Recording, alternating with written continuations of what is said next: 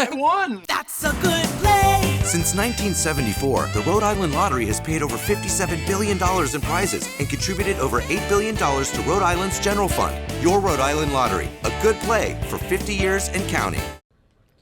After rain came through the area Sunday night into Monday morning, that made the playing conditions here at Cardines Field unplayable. So last night's regular season finale against Mystic was pushed back to today.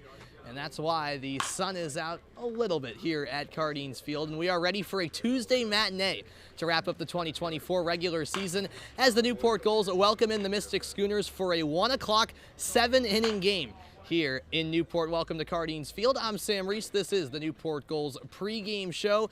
Newport found out about an hour ago that it has officially locked in the 2 seed after the league announced their trip to Vermont will not happen tomorrow. So standings-wise, this game doesn't impact Newport, but they're hoping to roll in with some momentum into the playoffs. Their opponent, Mystic, on the other hand, plenty to play for still. They clinch a playoff spot with a win tonight. So still plenty at stake. It's the Gulls and the Schooners, and we've got plenty coming up on the Newport Gulls pregame show. Stick around. We're back here on the Newport Gulls pregame show. I'm Sam Reese, and Brendan Locke has appeared to my left. Brendan, great to be with you as always. How are you, Sam? I'm doing great. Proper handshake here. Brendan, one of the media interns here with the Gulls. Can you talk about what your role is here with Newport, what your experience has been like as well throughout the summer? The experience has been unbelievable. Wouldn't trade it for anything. Got a great group of guys, plus Danielle in the media squad. And I just kind of do whatever our lovely boss, Mikey Basile, tells me to. It ranges a whole myriad of different things, going about the stadium, doing different things. Sometimes I'm down below in production. Sometimes I'm looking very handsome in a suit like this. Thank you. You as well. You more. And wherever they need me, I'm the ultimate team player. Ultimate team player. We love to hear that, and I can echo that sentiment. Brendan's been great throughout the summer to work with. Can you talk as well about where you're going to college, what your future plans are, and how you're using this experience maybe to help you in terms of where you want to take your career going forward? Yeah, I'm going to UMass Boston next year, and from just north of Boston, and so, we'll figure it out. We have a couple of plans in the winter for doing some play-by-play stuff, taking your spot over maybe, and we'll see what happens. Just playing it by year, playing it by day, I suppose, and trying to do same. Me and you are in the same boat, trying to do play-by-play. Absolutely. And how has this experience throughout the summer, now that we're approaching the playoffs, kind of help you make strides in that sense, and everything you've kind of learned on the media side of things? You mentioned you're a team player, you kind of do a little bit of everything. Has that helped you be more versatile all around? Oh, unbelievable. Being down below the stadium during games, learning production. I've never done anything like production in my life before. Never seen, kind of sat in a director's chair or second chair, anything things of that nature. Scorebug was an experience. We struggled with that one. But we got there. Yeah, we did get there. I can't say I'm comfortable. Wouldn't say I'm great at it, but I'd say I'm comfortable. Getting my feet wet in a lot of different positions. So it's been all positive. I got nothing to complain about.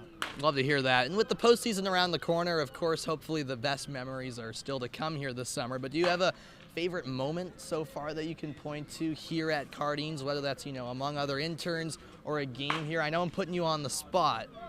Favorite moment, potentially the Nolan Stevens 15-pitch at bat, no doubt home run. Yeah. That was a good one. I think that's probably the answer. And then the bat flip, the whole thing. That was a moment that I'll never forget. Absolutely electric. Plenty of memories made and moments to remember here at Newport. We appreciate all of your hard work with the team, Brendan, throughout the summer. That's Brendan Locke. We'll be back in a moment with more on the Gulls pregame show. You might see this guy again. We'll see. Welcome back inside the Newport Gulls pregame show. Brendan Locke joined alongside pitching coach Kevin Long, and this game doesn't mean much in terms of the standings or in terms of playoff positioning, but you said something super interesting to me on the way down. What was that explaining about just getting better? every game is meaningful when you play. And it's meaningful because you want to get better, number one, or number two, you don't want to disrespect the game by going out there and not pitching 100% for your teammates. So that's the way that rolls. So on that note, we have Nick Dorito scheduled to pitch for the start tonight. And how are you going to manage that leaderboard, that lineup facing off against Mystic? Because again, you want to save the arms for the playoffs, but obviously this is something that you take very seriously in just respecting the game and giving your all. So how are you going to manage the bullpen tonight? Well, Nick has been chomping at the bit to have an opportunity to start all year. So, he's earned this opportunity to start. It's not like we threw him in there. He's earned that opportunity. He's been pitching better lately. So there you go. And you never know the tail end of the bullpen. When you get into postseason play, you get into an extra inning game and you need a left on left or a right on right. That guy's got to have his feel to come in there and do it. So all these games are meaningful. Yeah. And then coming back a couple of weeks ago, we saw Colby Holcomb get drafted. Just what did that mean to you? And is there something that you see in Colby that could make him be really successful at professional level? Is there something that stands out that he does exceptionally well? Well, it's really funny that you would say that because, the draft, right, I'd say around 2 or 3 days prior to the draft, the team that drafted him, the Blue Jays, the scout came and talked to me. We talked for around 20 minutes openly about him. And I told him, I said, Colby, number one, in my opinion, is going to be a major leaguer. And the reason why is the following. Number one, he's a good teammate, okay? Number two, he's got the physical attributes to handle the grind every day. Number three, he's very coachable. And number four, he's an intense competitor. So there you go. When you wrap that all up, along with his what he's been doing to prove himself over the years, there you go. He's earned an opportunity to play professional baseball. That's great, and that's such amazing to see in the moment in that game, just to see him get drafted. Last question, potentially the most important question that we'll get all day. If you could medal or had to medal in an Olympic sport back in your heyday, what would it be? Wow, that's some sort of running sport. I used to love to run. Track and field? Some sort of endurance run. Because, baseball to me is an endurance game. And when I could run, I used to love to run. There you go. I found it relaxing, and I did all my planning when I would jog. But, I'm 72 now. I can't do things that I did when I was younger. Oh, that happens to all of us. That's Coach Kevin Long. He's pitching coach. My name is Brendan Locke. Signing off, 1 o'clock first pitch over on ESPN Plus against the Mystic Schooners. Don't be anywhere else. Welcome back into the Newport Gulls pregame show. It's the Gulls and the Schooners, game number 43 of the season, and the regular season finale at that before the playoffs get underway here at Cardines Field in a couple of days' time. Newport locked into the 2 seed, but hoping to end the regular season on a positive note. Mystic can clinch a playoff berth on the other hand if they get the win. Remember, it's a 7-inning contest between the Gulls and the Schooners because Mystic is traveling across the bridge to play Ocean State later tonight. Crazy end of the season here, but this will be the final regular season contest for the Gulls. As Brendan said, if you want to watch the action, you can do so over on ESPN Plus. 1 o'clock first pitch. It's a Tuesday matinee between Newport and Mystic in the final regular season game. That's all here on the Newport Gulls pregame show. I'm Sam Reese. Thanks everyone for tuning in. I won! That's a good play! Since 1974, the Rhode Island Lottery has paid over $57 billion in prizes and contributed over $8 billion to Rhode Island's general fund. Your Rhode Island Lottery, a good play for 50 years and counting.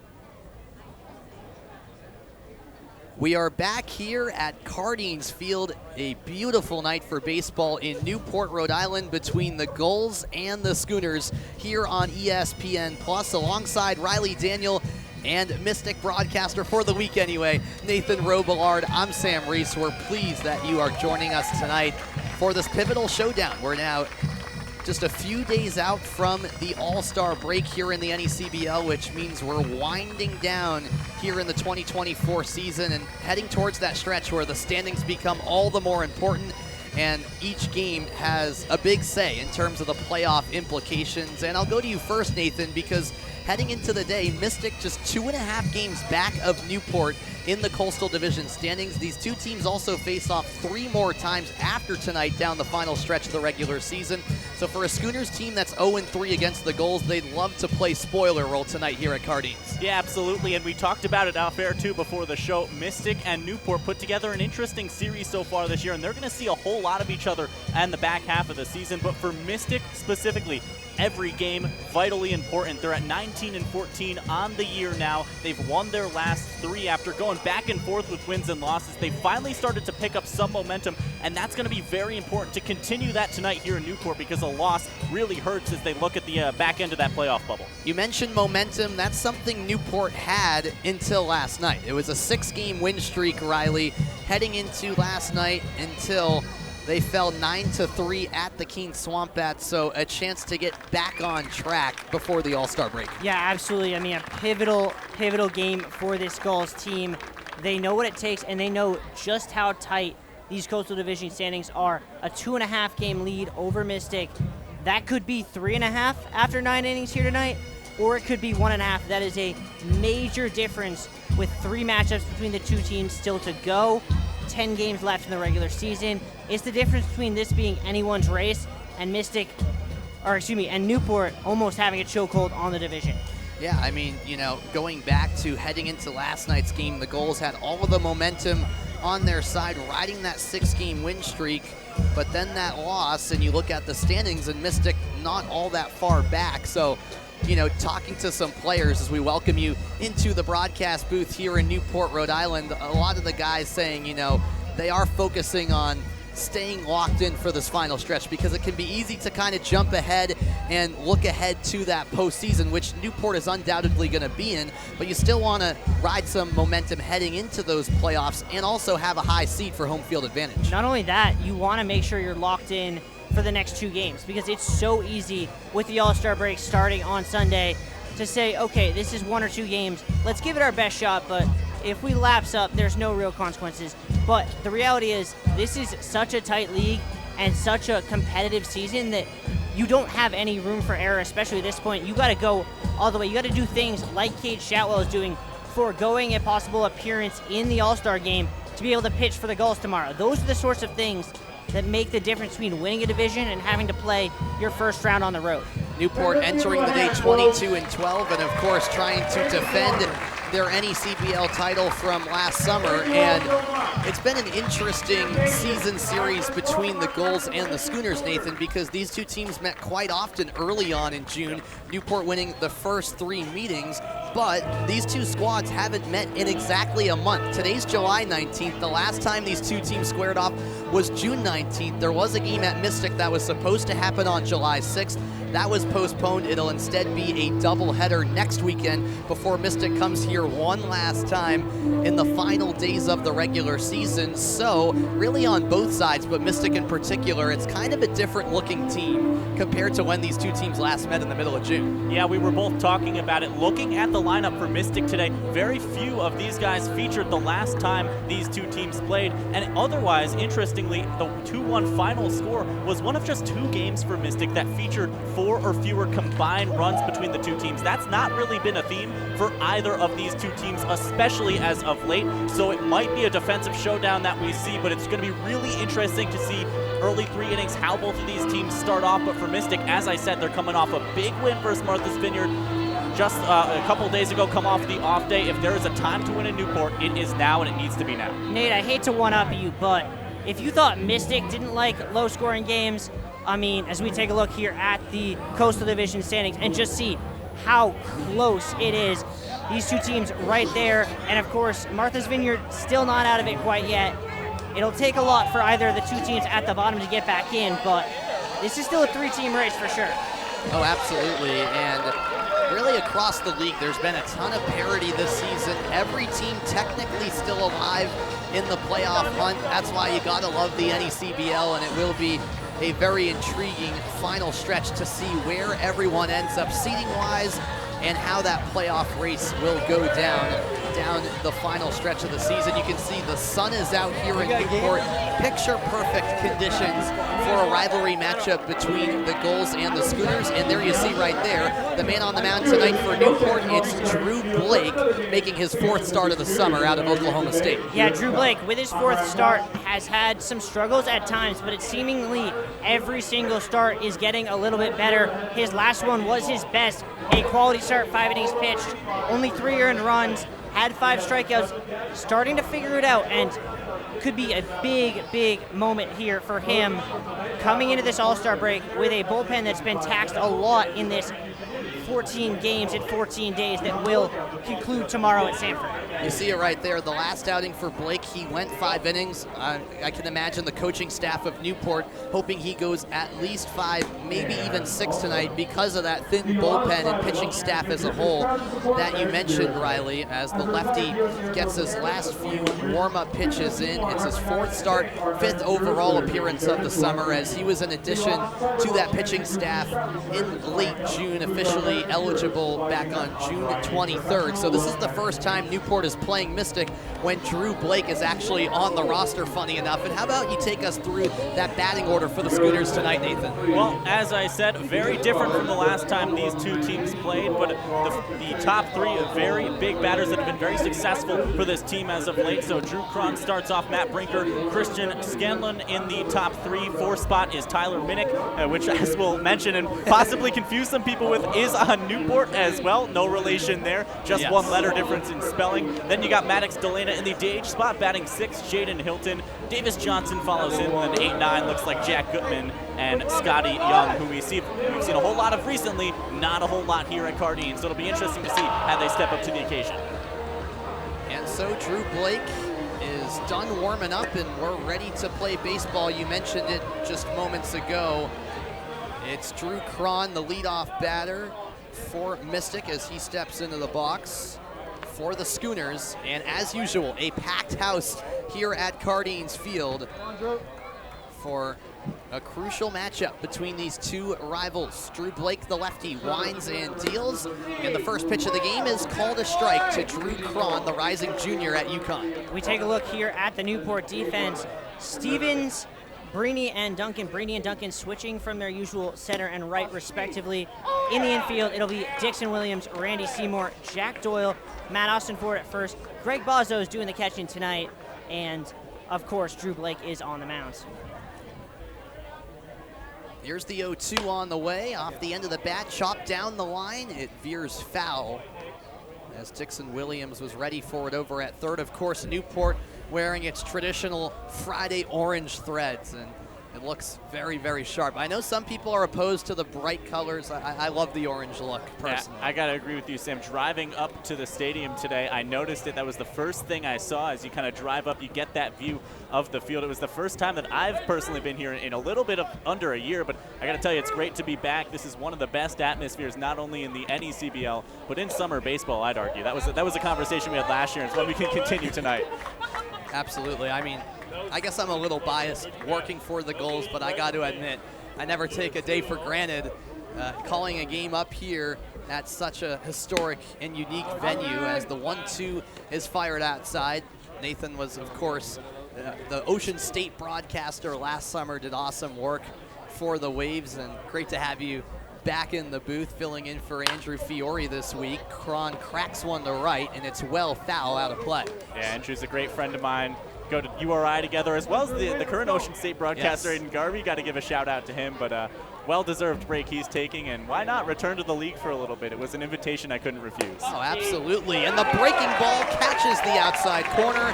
Strike 3 called by home plate umpire Matthew Newman.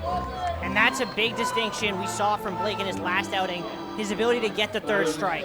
He had not been able to do it in his first 3 starts, found it in start number 4, and his good start at getting the third strike to start this game off.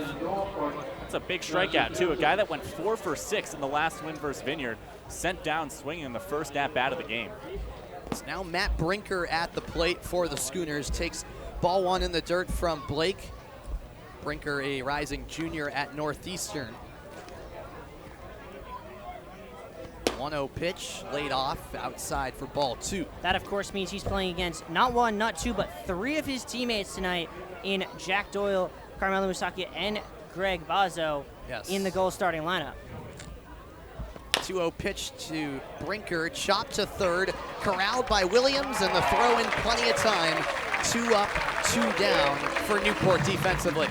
It never gets old how smooth Dixon Williams is as he charges that thing, catches it, reaching down, and in one motion fires onto first in plenty of time. Yeah, those types of balls can tend to take a weird bounce. Harder to field that than it looks, but it's as routine as you can get, and it's a perfect start for Newport early on in this game. We said the defensive start is going to be important, and that's proven to be the case for Newport so far this evening. And Drew Blake trying to keep that up here against Christian Scanlon, delivers a 90-mile-an-hour fastball inside to the left-handed batter out of Fordham.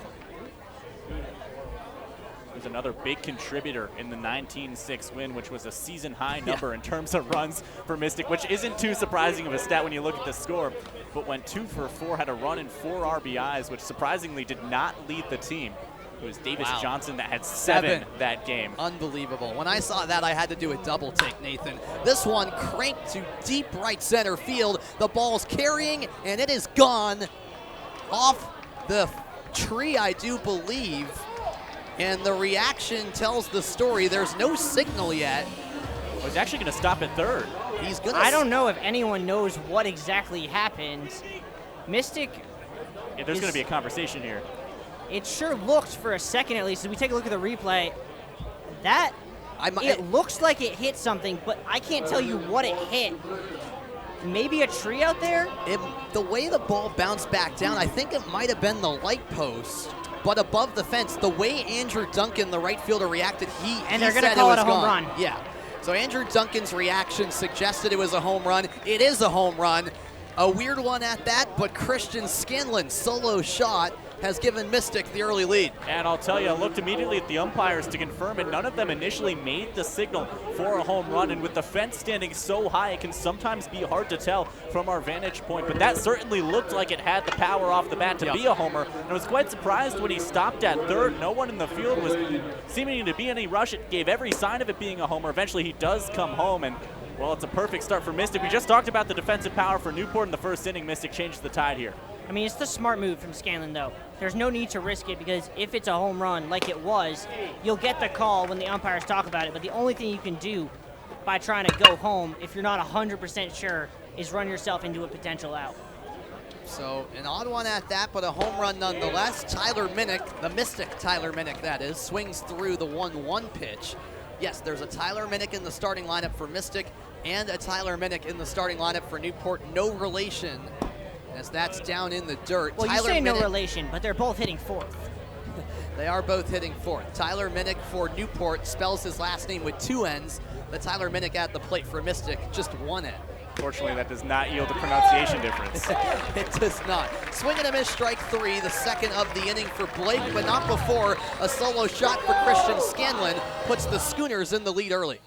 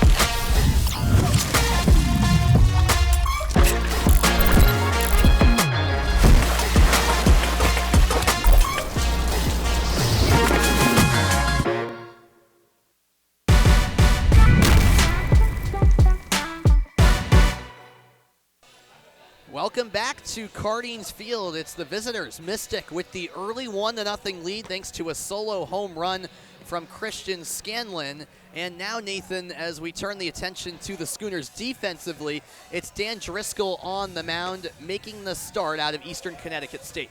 Yeah, Dan Driscoll, he is seeing his first appearance since July 12th. It was that 11-1 loss versus Bristol that he played 3 innings in. 2-1 record to his name this year, has a 4.6 ERA. He's played 6 games. All of them have been starts. So he is going to be the man they go to for Mystic this evening. And, well, I'll tell you, on the other end, Newport put up a pretty tough test as we look at the batting order that'll start for the home side today. Yeah, Nolan Stevens pops up a spot to the leadoff spot. Dixon Williams up to 2. Tyler Hare in his usual 3rd spot. Tyler Minnick moves way up into the cleanup spot. Brandy Seymour back in 5th. Nico Brini going to try another spot in the lineup. He's at 6. Jack Doyle, Greg Boswell, the Northeastern teammates, 7 and 8. And Andrew Duncan going to the bottom of the order, looking to serve as a spark to restart the offense. And the man at the plate to lead off for Newport is Nolan Stevens. But before that, how about the rest of the defensive alignment for Mystic, Nathan? Well, if you take a look behind the plate, Davis Johnson starts today. Going in the outfield left to right, you've got Scotty Young, Drew Cron, and Christian Scanlon, who just hit his 5th home run of the summer, only scorer of this game. Then third to first will go Tyler Minnick, Jack Goodman, Matt Brinker, and Maddox Delano. That rounds out your defensive starters for Mystic this evening. 1-0 on the way to Nolan Stevens, who takes a strike down the middle to even up the count. Stevens hit yet another home run yesterday at Keene, his 5th of the summer and his 3rd over the past week. The power's been on display as of late, as that chopper is foul for a 1-2 count. It hasn't. It's been a function of his approach. I overheard him the other day talking to some teammates. His approach has been, unless there's 2 strikes, I'm looking to get power. I'm not looking to just put the ball in play. I'm looking to get extra base hits, and right now it's paying off in a big way. We'll see how the 1-2 pays off for Scanlon on the mound. Soft contact this time, but that'll do for a base hit. Up the middle it goes out to right center field, and Nolan Stevens continues a hot streak, batting .346 coming into the day. That's his 38th hit of the summer. He might be trying to get power, but when it's 2 strikes, he knows how to choke up on the bat and just take it through the hole in the defense. And that is as good of a start as you want from Newport if you get the home run out of your mind. You mentioned he's on a hitting streak, and I was going to say before he hit it that this is really an important at-bat to set the tone. First batter against a guy that's in form right now, and while he gets Newport going, they've got a man on base to play with. If you call him in form, what do you call Dixon Williams, who's on pace to break the NECBL batting record? He's okay. Williams now 1 point below what that record was, but still right on tap with it at .429. He swings through the 1-0 pitch to even up the count with 1 out. I mentioned Nolan Stevens hit a home run at Keene yesterday. Dixon Williams did the same. He cranked one off the barn beyond the right center field fence out there at Alumni Field. And he goes after the 1-2, a 1 hopper to Scanlon, who fires to second in time, over to first, and it's in time. Make it a double play, 1-6-3 to clear the bases. Take a look at this replay here. Great play by the shortstop, and an even better stretch there by Tyler Minnick at first to keep that trail leg on the bag and get Dixon Williams out. A really, really crucial double play there for the Schooners. Almost seemed like Driscoll was going to have to make a choice with the time it took to corral that powerful ball into his glove. Is able to get it in time, and it's a great recovery by second baseman Matt Brinker to get it over in time. Run just beat him out. So as quickly as Newport get ahead in terms of men on base, Mystic able to clear him out. 2 outs on the board. It's looking good for the visitors. That certainly works for the Schooners. Tyler Hare now at the plate. A 1-0 count to the left-handed batter out of Wofford. Sails high and away. 2-0. Tyler Hare will be the Home Run Derby participant representing Newport on Sunday in Bristol to get the All-Star festivities rolling along on Sunday. He's also one of 8 Gulls All-Stars as the count runs 3-0. And that All-Star game is set to be an absolutely fantastic show. Multiple guys on this field going, and Bristol, just a great venue to host it at last year. Was fortunate enough to do it at North Shore, and that was a fantastic time, bringing it over to a historic Muzzy field. And, well, it's going to be a great game. I'll be there as a fan this time on Sunday, but I'm excited for it. There we go. Strike called as Driscoll works his way right back into it, the first full count of the night. Tyler Hare did not like that call. He was about to turn and toss his bat, but now back in for the 3-2. And it's a strike called on the outside corner of the zone. Tyler Hare can't believe it. And the first strikeout of the game for Driscoll ends the inning. We played one here at Cardines. It's 1-0. Mystic leads.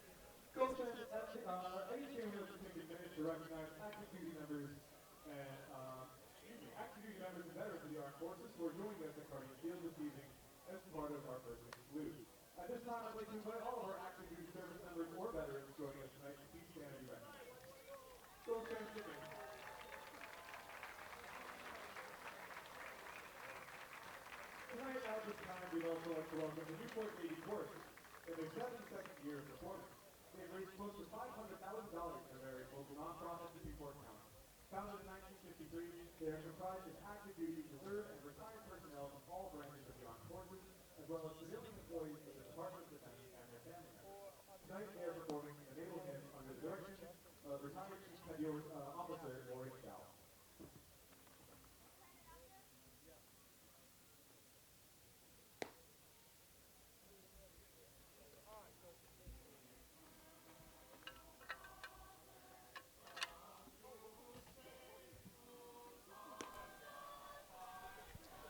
A warm welcome back to Cardines Field here in Newport, Rhode Island. It's a 1-0 lead for the Schooners over the Gulls here on ESPN Plus for this Coastal Division showdown. Alongside Nathan Robillard, I'm Sam Reese, and I'm happy to report that we've got a special guest joining us in the booth right now. So we've swapped out Riley Daniel for a moment. He'll be back, don't worry, folks, but we've brought in Dan Otero, a Gulls Hall of Famer who joins us now in the booth. Dan, first of all, great to have you, and how is it being back here at Cardines Field? No, thanks for having me on. It's a pleasure, and I'm sure Riley will take over and do just fine after I get on. But no, it's great to be back here. You know, my kids are here, my family's here, I have some friends here also, and they've all said just how amazing and unique this experience is at Cardines Field. So, you know, it's great to be back, and I'm happy to be here. Absolutely. We're happy to have you, and you were one of the more elite pitchers that have come through Newport. You won the title here with the Gulls in 2005 before going on to have a great career in Major League Baseball. So just take us through what that summer was like here in Newport and the memories you have and how that ultimately helped you prepare for the MLB career that ensued. Yeah, oh man, that summer was unbelievable. I remember getting here early in the summer, really not knowing what to expect. I was just thankful for an opportunity to be pitching here, and about 4 or 5 games in, I think we had a coaching change, manager change, and Mike Coombs took over, and he's still here. It was awesome to see him, but no, having success that summer has really helped me springboard going back to college, junior year and beyond, because it just gave me that confidence that I could get out. So I was telling Chuck earlier about that, and it's just having that success that summer really helped me in my career. Absolutely. Tyler Minnick, Mystics Tyler Minnick. We were talking earlier. It's crazy. There's a Tyler Minnick on Mystic and a Tyler Minnick for Newport. Oh, my goodness. No relation. Your job is hard. It can get a little difficult in those type of situations. It's Mystics Tyler Minnick at the plate right now, facing Drew Blake as the count runs to 1-2 here in the top of the second. And, Dan, take me through as well, what after you finished up at Newport, what followed after that? Because I know collegiately you played for Duke and then wrapped up your collegiate career at USF before ultimately playing for San Francisco, Oakland, and Cleveland in an MLB career that lasted from 2012 to 19. So how was that journey like? Yeah, no, after 2005, had a good junior season at Duke in 2006. And then 2007 rolled around, and I kind of just wanted a new challenge. So I ended up transferring to South Florida after I graduated from Duke, and was thankful enough to get drafted in the 21st round by the Giants. And then, believe it or not, I mean, I was shocked by it, but when I got to pro ball, they put me as a reliever. And I started my whole career, and so they put me as a reliever. Oh, there you go. Call it. There's a strikeout, and I got so excited about Tyler Minnick that I forgot he struck out to end last inning. So that's Maddox Delana. Either way, a strikeout for Drew Blake. He has back-to-back Ks carrying over from the last inning as Jaden Hilton gets set to step up to the plate, but carry on. Yeah, so I was put as a reliever in the minor leagues, and had some success, and it was a unique experience for me jumping into that role because it was way different than being a starting pitcher. When you know when you're pitching and you can prepare yourself that way. So learning how to navigate that was challenging, but I did lean on some minor league, pitchers that had done it to learn how to monitor my warm-up sessions when I would get called on and maybe not pitched. and then pitch 2 days in a row, pitch 3 days in a row. I mean, one time I think in the big leagues I threw 5 days in a row. So you really had to figure out how to manage your workload by yourself because they weren't doing it for you at that time.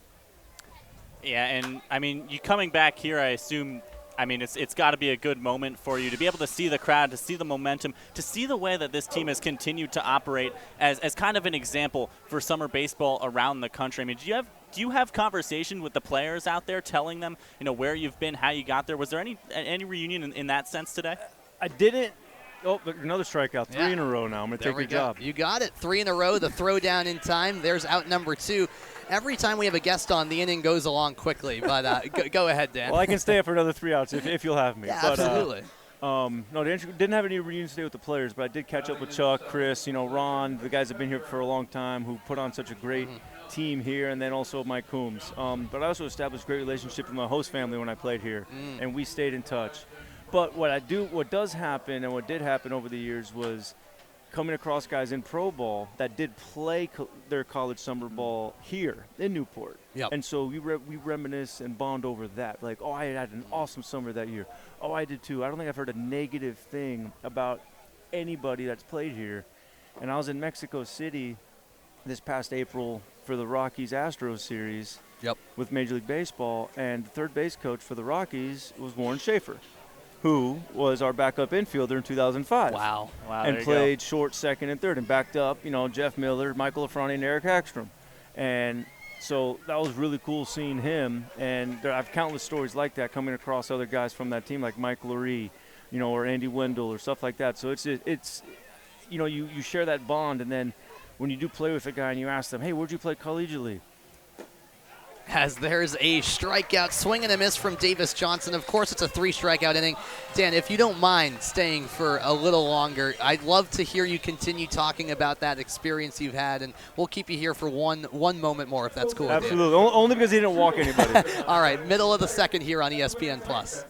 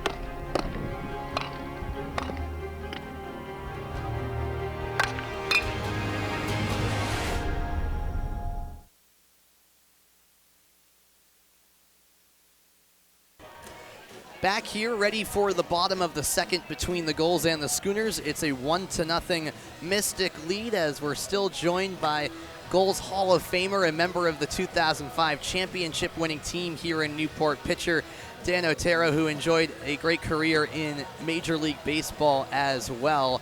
And Dan, just kind of picking up from where we left off at the last half inning, I kind of wanted to ask what it's been like recently for you now, because obviously you're past your playing days in Major League Baseball. Tell everyone, what you're up to now, where you reside, and when's the last time as well you've been up to this area here at Cardines as well? Well, I think the last time I was here actually was in 2014 for the Hall of Fame induction. And so it's been a while in this area, but I've played games at Fenway, and I've seen, guys from the Gulls there. Sure. So right now I'm actually working in Major League Baseball, Commissioner's office, as their Senior Director of On-Field Operations, and work with 2 other guys that played for a while, Rajay Davis and Gregor Blanco, who I played with. And we work with a great group, trying to just kind of build relationships with the current crop of players and coaches to try to continue a positive relationship between, on the field and off the field. And we feel like we can provide some special insight from being on the field, and now looking at the game is so different than from when you're out there, because when you're out there you look at it just how does it affect me, how does it impact me, and now we get to step back and look at it a little bit more holistically, and how can we grow the game, what is what is good for the game as a whole in the industry, going forward, and not just what's good for me. Absolutely, as Newport's Tyler Minnick is at the plate to lead off this inning. Both Tyler Minnicks on each team batting in the cleanup role, as it's a 3-1 count, just to make it Only in more baseball. confusing. Only in baseball. Healthy hack and a miss, and the count's now full. Now, Dan, my next question for you is, during your playing days, did you always envision yourself still staying involved with baseball like that? As there's a check swing, he did not go, and it is a walk. Did you always see yourself staying involved with baseball and potentially having a role like you currently do within MLB? Definitely not in the current role I'm in. Sure. I definitely envision myself staying in baseball in some capacity. It's the only thing I ever really knew, and the game provided so much for me. So when this opportunity was presented to me, it was kind of a no-brainer to say yes, and I'm learning a lot and working with great people. So definitely it's not something I ever envisioned, but I'm very thankful to be in this role now. Heads up, Carr. Yes, always balls going out to America's Cup Ave as Randy Seymour fouls that back. That hasn't changed, right? Plenty of foul balls always going on the road. I don't think much has changed here. I still see the house there in left center that I hung out at during the Home Run Derby in 2012. There you go. You always learn doing summer baseball where and where not to park in these ballparks that are often so close to the roads, so ingrained in these communities and these neighborhoods. And kind of heading back to that idea of summer baseball, obviously for these guys, this is a very, very long season, 44, 45 games. There's a potential double play, but it escapes the glove of Jack Goodman, the shortstop. So Tyler Minnick safe at second. The out was recorded at first. Looked like a potential double play to be turned there, but instead just one out, and Newport has a runner in scoring position, Nathan. Yeah, and as we get interrupted by the action, which is always okay, at this point in the season, there can start to be some tired arms. There can start to be some fatigue, and this is where you really start to see, which teams, what they're made of mentally, and how they continue to be focused. Coming from an organization that went all the way, that won it, what is it like kind of being in a group that has the ability, as a group of college kids ultimately, to go the distance the whole summer? Yeah, no, I think the mentality might have changed a little bit in terms of workloads in the summer. I mean, I think 30, 40 innings might be the max now some people throw in the summer from what I've been hearing. Yes, correct. But, you develop a camaraderie with your teammates. And the longer you're together, even if it is 6, 7, 8 weeks, you do forge lifelong friendships and bonds. And our team in 05 kind of clicked pretty immediately. We had some really good guys on the team. And we hung out a lot off the field, on the field obviously, but we hung out a lot off the field.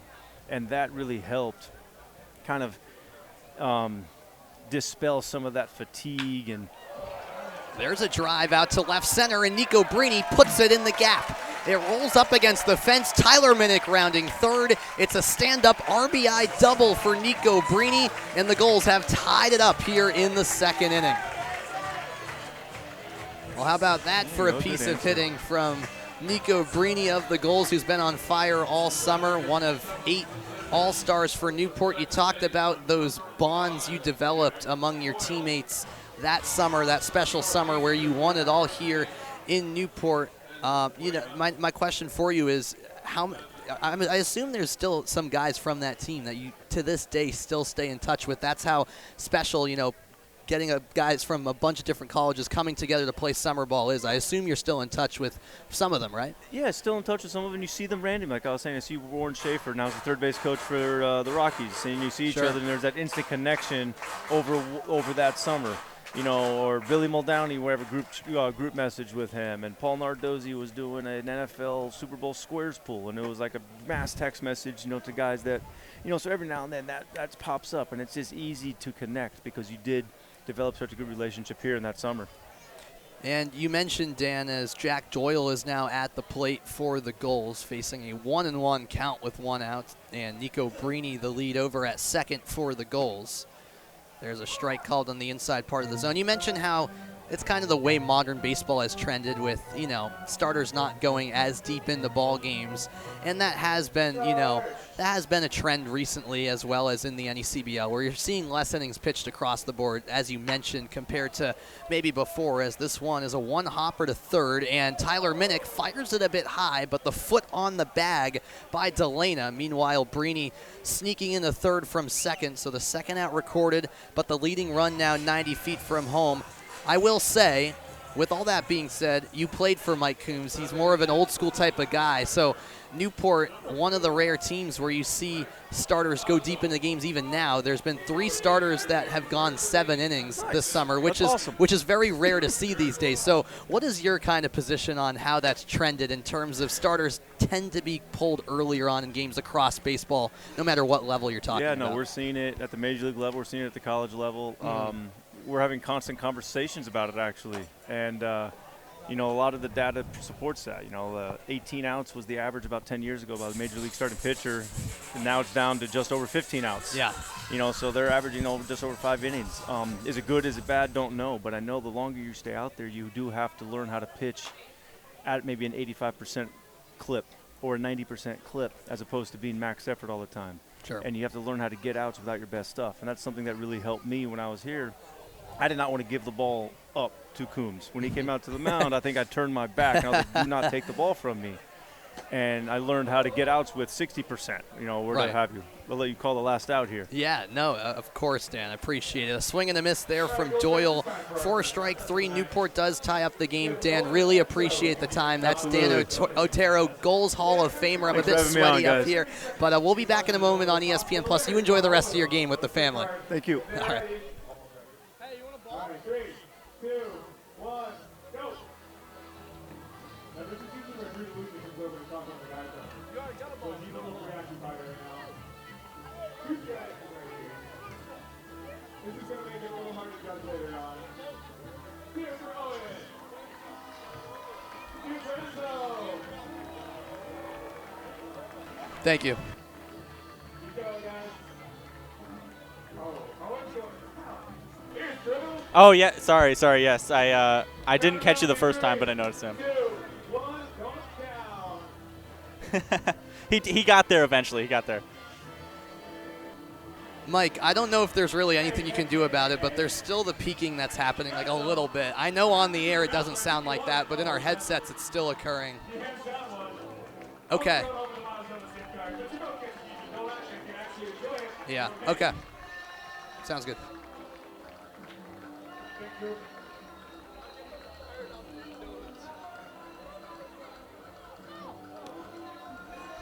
We've played 2 here in Newport, Rhode Island, between the Gulls and the Schooners, and as you can see right there, as usual, a packed house here at Cardines Field alongside Riley Daniel and Nathan Robillard. I'm Sam Reese. We appreciate Gulls Hall of Famer Dan Otero and former Major League Baseball pitcher joining us for an inning.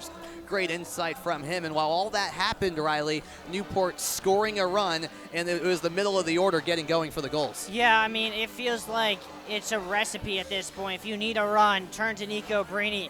That gap shot did its job, and really just a great piece of effort from Tyler Minnick, not giving up on that play that could have so easily been a double play, but he busted it to second base, forced the overthrow, and as a result was there for Nico to drive him in.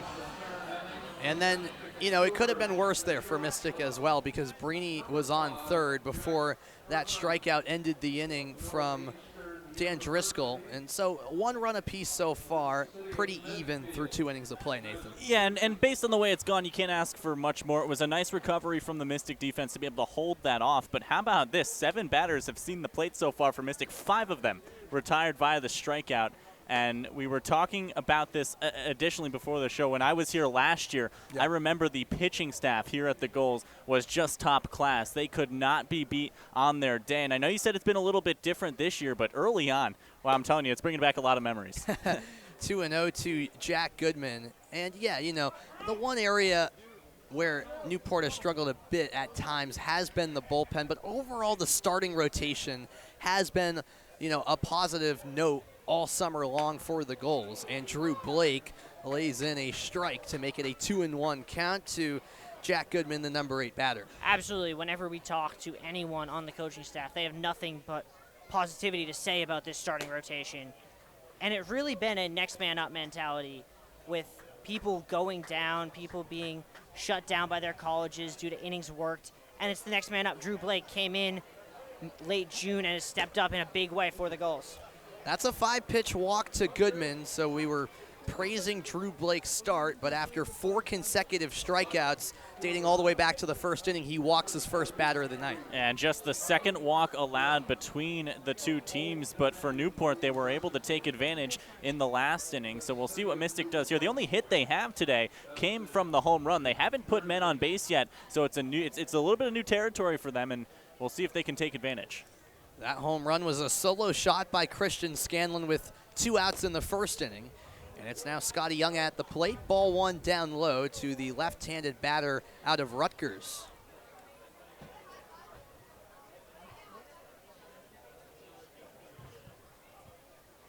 Runner going. Runner going. The pitch is up high, bobbled by Bozzo behind the plate, so it's an easy stolen base for Jack Goodman, who has 13 steals on the summer. And he got going early, and the throw ultimately never ended up leaving Bozzo's glove. Just bobbled it a little too long, and it puts the first runner of the night in scoring position for Mystic. Gotta love, though, that Randy Seymour still put the tag down despite not ever getting a throw. Young showed bunt there, and the third base umpire, Brenton Petrowski, confirms that Young did not swing. Now a 3-0 count, and you wonder if Young has the red light here.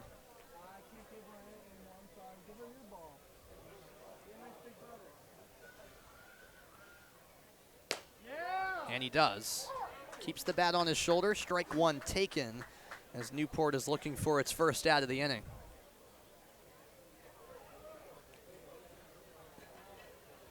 Goodman the lead at second for the Schooners, who are trying to retake the lead here in the top of the third. And he's running the third. Down low it goes. Bozzo couldn't pick it up in a timely manner. And how about a couple of stolen bags? Goodman ultimately getting from corner to corner. He's now 90 feet from home. Yeah, that's really good heads-up running from Goodman. And again, the ball doesn't leave the glove, so we're going to have a little bit of a conversation here at the mound, but just fantastic awareness. By the time they can look up, have that ball ready to throw. Goodman's essentially sliding into third already, and just like that one, 90 feet away for the Schooners. And what is the go-ahead run? Yeah, and we can see here Drew DeLucia, Cole Cheatham moving quickly to the bullpen with Jake Burley. So it looks as if the Gulls pitching staff might know that they're on short leashes tonight, especially with the ability to use a lot of arms in the pen, knowing you really only need enough arms to get you through that game at Sanford tomorrow before everyone gets 3 days off. Yes, everyone, I guess, with the exception of a few All-Stars who will be heading to Bristol for the Gulls, but obviously not a competitive environment there. And even those guys will still get 2 days off after that. Well, the Gulls bullpen actually doesn't have any All-Stars who are still on the roster. Their one All-Star was Colby Holcomb. That is a good point. Left. First pitch swinging here, and Hare steps on the bag for the double play. It was a shot right at the first baseman who snagged it. And since Scotty Young had the lead, Hare with a rather routine step on first, a massive double play. And that's one of those plays that can seem so simple, but the ball had a ton of velocity on it, able to get the glove in front, and then the extra step, seemingly so simple, but he has the awareness that the player's off the bag, gets back on it. Double play is huge for Newport, who just came back from that one-run deficit here with a man on third. That can be the difference here in this inning. And that's big now for Drew Blake. Instead of runners on the corners with nobody out, it's now a runner on third and 2 outs here, allowing him to really go after Matt Brinker. The 0-1 on the way to Brinker, and he gets jammed. Popped up left side. That one landing out of play, and it drops down out in the street. That runner on third that you mentioned is Jack Goodman for Mystic. The count now 0-2. Blake looking to get himself a half-dozen Ks before the third inning's done, 1 strike away. Can he get it here? Not quite. Another foul ball that'll land well out of play. Brinker staying alive. He grounded out in the first inning.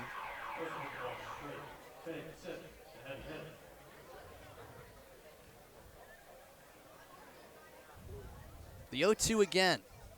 Off speed, and that'll play. A tip into the mid of Bozzo, and there is strikeout number 6 for Drew Blake, who's absolutely dealing. We played 2.5. It's 1-1 here in Newport. In times of war, peace, and every day in between, our military stays vigilant to protect our country. At Hope for the Warriors, we never forget them or the families who serve alongside them. Since 2006, Hope for the Warriors has provided life-transforming programs for active duty and veterans, military families and caregivers, families of the fallen. Go to hopeforthewarriors.org to give hope today. The Mystic Drawbridge, over 100 years old and the only one of its kind.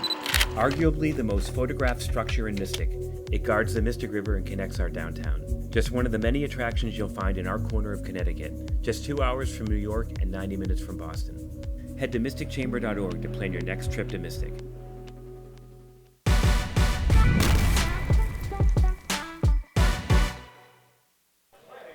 Bottom of the third, and that playground beyond the left field fence is always in use. A great, place to, get your exercise in and also watch some baseball. And what you should also do is stay hydrated. And that's a good time to remind you that Launch Hydrate is the official sports drink of the NECBL on ESPN+. Launch Hydrate's unique formula helps athletes achieve peak performance at every critical moment, supporting improved focus, rapid hydration, and faster recovery. For orders and information, please visit launchhydrate.com.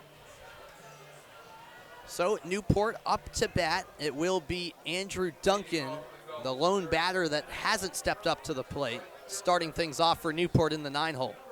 Andrew Duncan struggling as of late, but has still shown that remarkable plate discipline, allowing him to get on base at a relatively consistent rate. He swings at the first pitch off the end of the bat. Can he beat it out? He's sprinting to first, and the underhand toss drops out of the glove of Delana.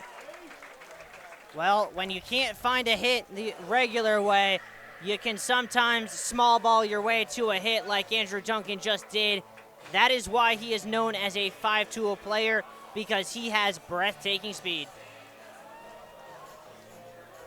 Breathtaking speed after he swung at the first pitch. Was soft contact to say the least, but still enough to get him on base. And now we flip the lineup card back to the top with Nolan Stevens at the plate for Newport.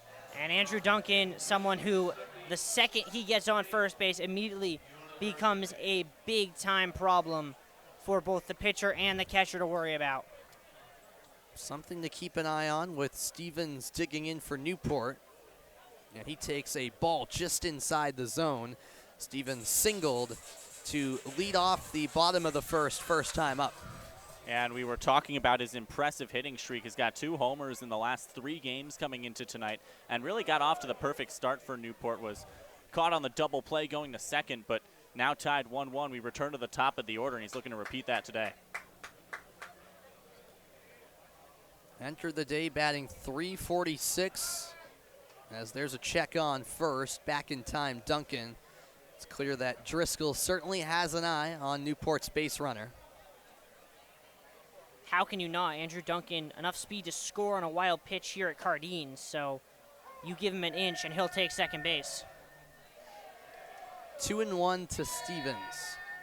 He'll also be aware that his teammate just did the same thing. He stole his way from first to third. We'll look to prevent that happening on the other end. He swings through that pitch, and it evens the count. Stevens heading into today, 27 RBI, which is tied for the second most in the NECBL. Jonathan Hogard of Valley is alone at the top with 30.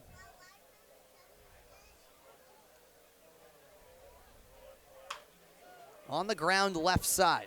Goodman has it, flipped to second in time, over to first, not in time.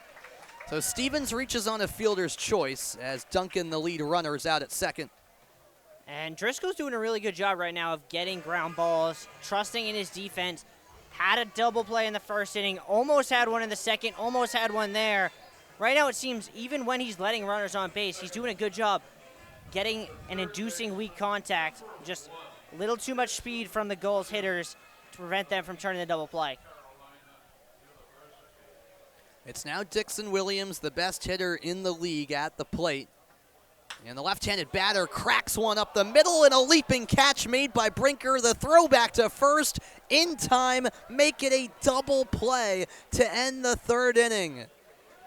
Dixon Williams has now been on the wrong end of a double play in both at-bats, believe it or not. We played 3 here in Newport. It's a tie game. I'll hand the play-by-play duties off to Nathan Robillard after a break.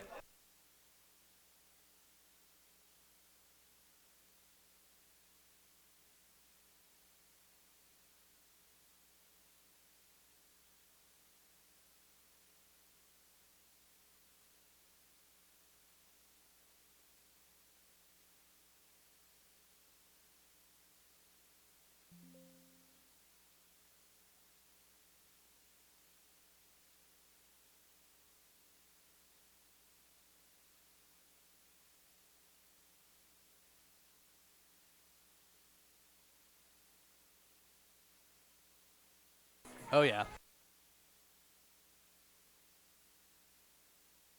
Correct.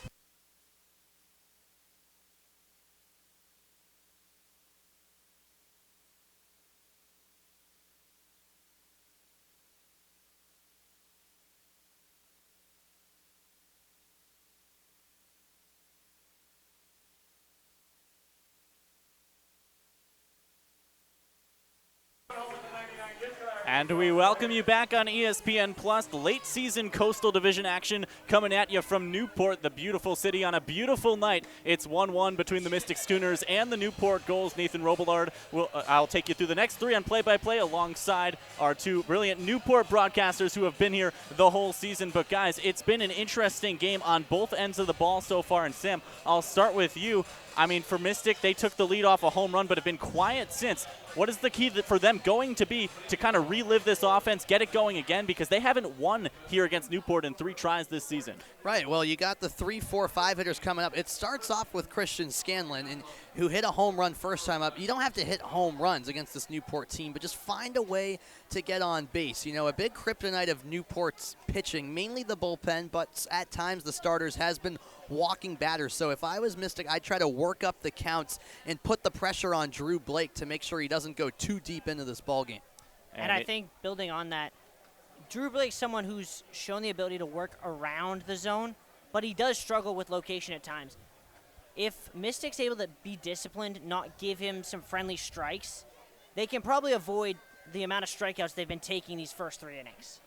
And at the plate right now is Christian Scanlon, who you mentioned, Stam. He is the sole recipient of the home run. It was his 5th of the summer that put the Schooners ahead. It was a little bit of a confusing situation. Wasn't sure if it had cleared the fence, which goes up, I believe, 25 or 30 feet. But after he did stop at third, was allowed to go home and give the Schooners a 1-0 lead that lasted the better part of an inning. He's up now, swings and chops at strike 2. And he has really had a great year. He comes out of Merrimack College, a native of West Haven, Connecticut. Appeared in 57 games, started 53 for Merrimack this season, and he'll swing and miss. It's not going to go quite as well as it did the first time as he goes down on strike 3. So it's yet another strikeout, 2nd straight and 7th in 3 innings for Newport. And down goes Scanlon. That's the first of the inning, and as many batters faced. This is a completely different Drew Blake than we've seen at any point this year. Just so much more confidence, charisma on the mound. He knows what he wants to throw, and he's putting it exactly where he wants it. 2 runners have advanced via walk ever since Scanlon hit that homer in just the 3rd plate appearance of the night. And now we're still tied at 1. So a hit for Mystic, 3 for Newport. Blake has thrown 30 strikes, 23 balls up to this point, and right now shows no signs of slowing down. That one fouled into the dugout. But those are the sorts of swings that I'm talking about, right? That's going to be ball 3, but he goes down and bails Blake out. And that's the little things that a 2-1 count gives Blake a lot more freedom to work an off-speed pitch in here or there. It is Tyler Minnick at the plate. Do we need to say it again? We will, just in case you're just joining us, but one of 2 Minnicks on the field, separated by just 1 N and no relation. The righty out of Yukon and Reading, Pennsylvania. He played with the Norwich Sea Unicorns last year as he grounds that one, to short. Throw over to first is routine. And that is 2 batters, 2 outs for the Newport defense, which has been firing on all cylinders ever since the homer to go down. And now it's Maddox Delana who will look to deliver some 2-out magic to give Newport a potential lead. Newport's defense redeeming themselves for their adventures on Wednesday in that crazy win versus Ocean State, in which they had 5 errors. But back to their normal, smooth, serene defense here on Friday night. Maddox Delana, one of many Mystic batters that did not see action in the last meeting between these two teams. It was a 2-1 win for Newport that, as Sam mentioned, came a month ago. These teams have not seen each other in a long time, partially due to a postponement, but still, for Coastal Division teams, you see that sometimes. It's a little bit strange, but now these two teams will see each other 4 times in the last 2 or so weeks of the season after the All-Star break, which, of course, is now just a couple games away. I think, to put it in the best perspective, this is Drew Blake's 4th start for the Gulls. Drew Blake was not on the roster the last time these two teams played. Yeah. And now, to your point, Nathan, over the next week and a half, these two teams are going to end up hating each other because they'll be facing each other so often. And as we mentioned as well at the top of the show, could very well be the 4 games that determine how this playoff picture shakes out. Yes. Again, just a 2.5 game gap coming into tonight's game between the 2nd place Schooners and the 1st place Gulls in the Coastal Division. It's actually closer than that because it's only a 1-game gap in the loss column. Mystics actually played 3 less games than the Gulls. So theoretically, if Mystic were to win out, they could get it back to a 1-game deficit. Delana still battling, and he'll take ball 2 to level up the count. 2 outs on the board, no one on for Mystic. It's Delana looking to prevent what would be another 1-2-3 inning. And the sun just starting to move a little bit here in Newport. It's a beautiful night as that one hits the plate. Third plate umpire will confirm. That is a bailout of a call. Well, how about that?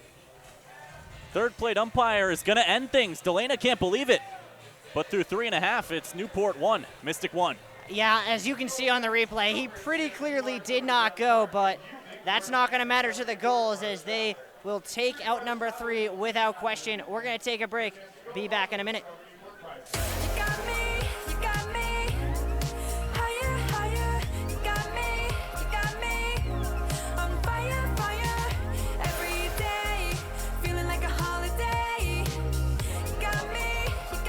At the time, I was a firefighter in Little Compton, and I was teaching a lot of classes. And being up there at 330 pounds was somewhat hypocritical. South Coast Health was excellent in providing the tools and the opportunities. You're retaught to eat after the surgery. It was exciting to finally know that I was getting to where I wanted to be. Having kids, a 9-year-old son, it makes me feel really good that I'm in better shape to enjoy his childhood with him. I'm very happy, very happy.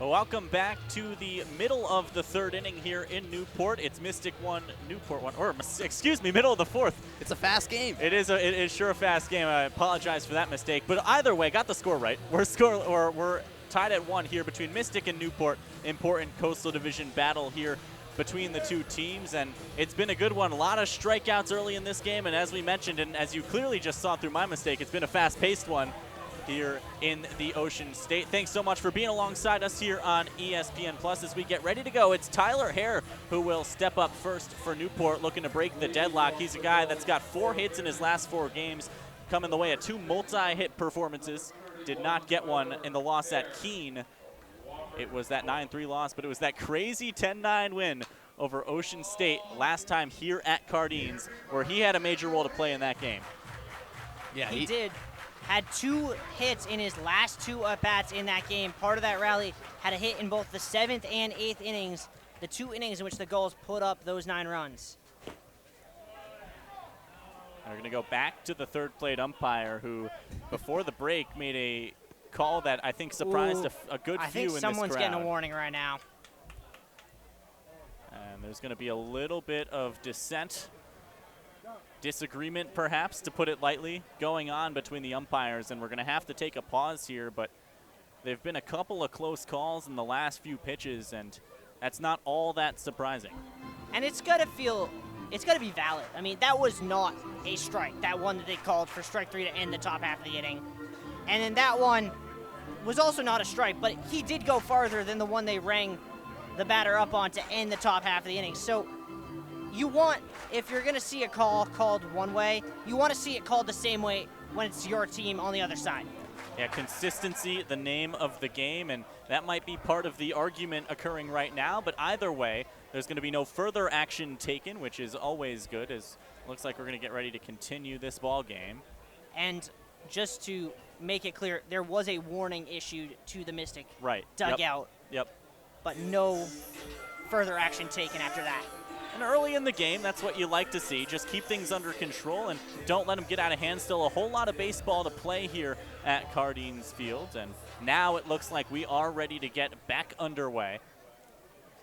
So Tyler Hare will keep us going again. And that one is going to fly off the bat. 2 on the run deep in the outfield. And the catch is going to be made by Scotty Young in left field. It looked like it had some power behind it, but ultimately nothing too difficult to read for the Mystic outfield. Yeah, you can see it on Tyler Hare's body language. As soon as he hit it, he knew he just missed that one. So that will be the first out of the inning. And that'll bring up Tyler Minnick. Which one? You look at the bright orange jerseys. I suppose it's a good thing that we've got the Friday orange on today. It can give you a little bit of distinction, but you really have to do some work to tell the difference between these two players, both batting in the same position. One's got 24, one's got 32. You could argue that one is driven. Left field, is it going to go? It's going to fall just foul, and that one was another one that looked like give it a few more feet, and it could have had a different outcome. Tyler Hare has shown that he possesses that power. I mean, just 10 hits in his 13 games played for a .222 batting average, but 4 of those 10 hits have been for extra bases, including a couple of home runs this season. So, you know, you see that was pretty powerful off the bat. If that stays fair and clips that foul line, he's easily getting extra bases there. Yeah, Minnick, someone who's shown the ability, actually all of the Gulls catchers have shown that ability to pull the ball down that third base line for some considerable power. And Newport, yeah, really finding contact off the bat at this point. And you've got to feel it's only a matter of time before this game starts to open up. Still 1-1 between the two teams, and we talk about it so much, but I can't help but bring it up again. The series between these two teams really doesn't tell the story. It's Newport with a 3-0 lead on Mystic, but this is an important stretch of innings for the Schooners. If they can find some momentum here, they could flip it on its head, and this is the time of the season where you really need to start to find those stretches. It's a 2-2 count.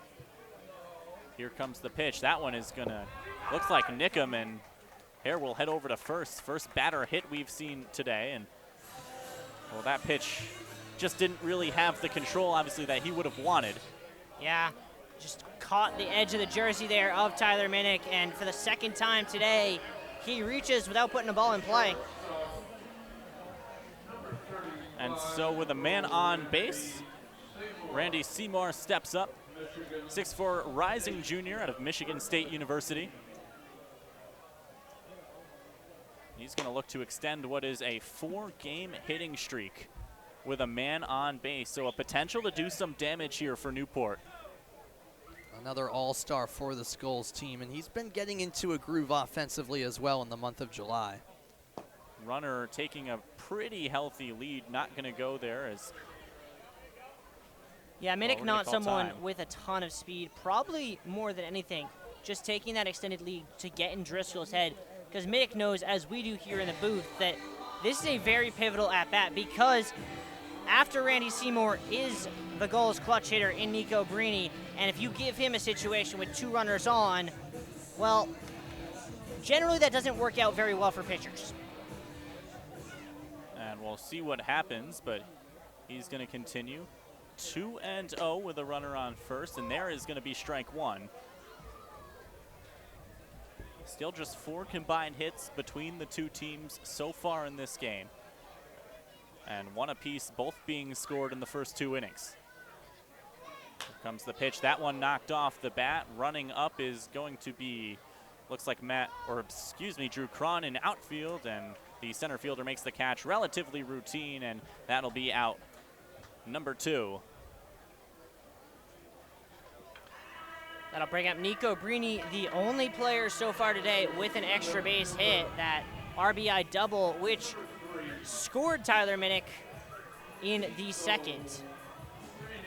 Again, Newport continuing to make contact, but it's just not quite enough to get over the hump. Looking to advance a runner on first.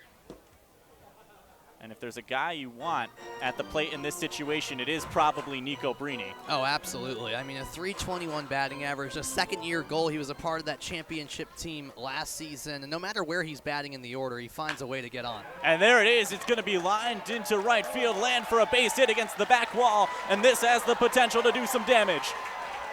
Rounding third is Minnick. He's going to run in, and Newport have the lead, 2-1. And the fans love every second of it. Deja vu. Nico Brini with a double to the gap, and Tyler Minnick comes in to score. We saw it in the second. We see it in the fourth. Nico Brini putting the Gulls on his back, and it's a 2-1 lead. Nico Brini has stepped up to the plate twice today. Both times he's doubled. Both times he's brought in Minnick. And it's responsible for a 2-1 lead come from behind, and all of a sudden Newport, the bats are starting to get hot. Yeah, the bat of Brini, to be precise, really. I mean, impressive stuff from the left-handed batter who's just having a remarkable summer. I mean, he didn't play for UConn this past spring. He'll be transferring to Wofford, where he'll join his Newport teammate Tyler Hare, and he is having a summer to remember so far. I don't care how it finishes. I mean, he's been Mr. Reliable, Mr. Consistent, game in, game out, and rarely has an off day, really. Can't remember the last time Nico Brini didn't reach base. Well, my short week here filling in for Newport, I know I've only done less than 4 innings, but I can't either. As Jack Doyle steps up. The answer, ironically enough, is last night, where he went 0 for 4, but that's the only time he hasn't reached base in the longest time. I'll get the exact numbers on that. I've worked very hard to block last night's game out of my memory. It broke up what was a season-best 6-game winning streak for Newport, closely followed by a 5-game streak they had earlier in the season, but it's just one of those nights it didn't go their way, and the way we were talking about a couple of homers that got knocked, it didn't seem like we were talking about a loss, but 9-3 at the hands of the Keene Swamp Bats, so Newport looking to rebound at home. And Newport's been very, very good at home in recent weeks. Only 2 losses at home in the last 3 weeks, 8-2 in their last 3 weeks here at Cardines. And of course, we also mentioned the last win. It came from behind. It was a little farther behind than 1-0, as that one is going to strike out and ends the inning. So Mystic prevents any further damage, and it's 2-1 Newport here through 4 at Cardines, the home side with the lead.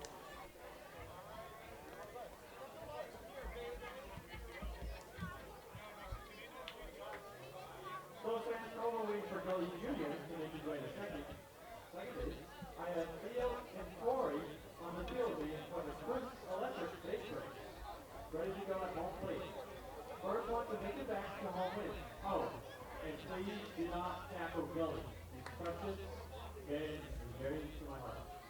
All righty, Gulls fans, count it down with me. 3, 2, 1, go! Got an early lead from Dory.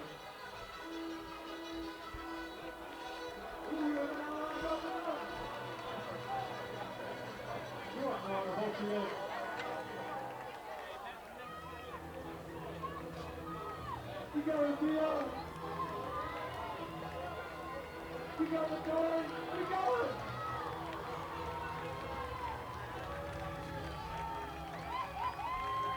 Come on, Theo. Through 4 innings here on ESPN Plus, the score Mystic 1, Newport 2. Thanks so much for joining us and sticking with us here on ESPN Plus. Good game so far, and a beautiful night for it as we get ready for the top of the 5th.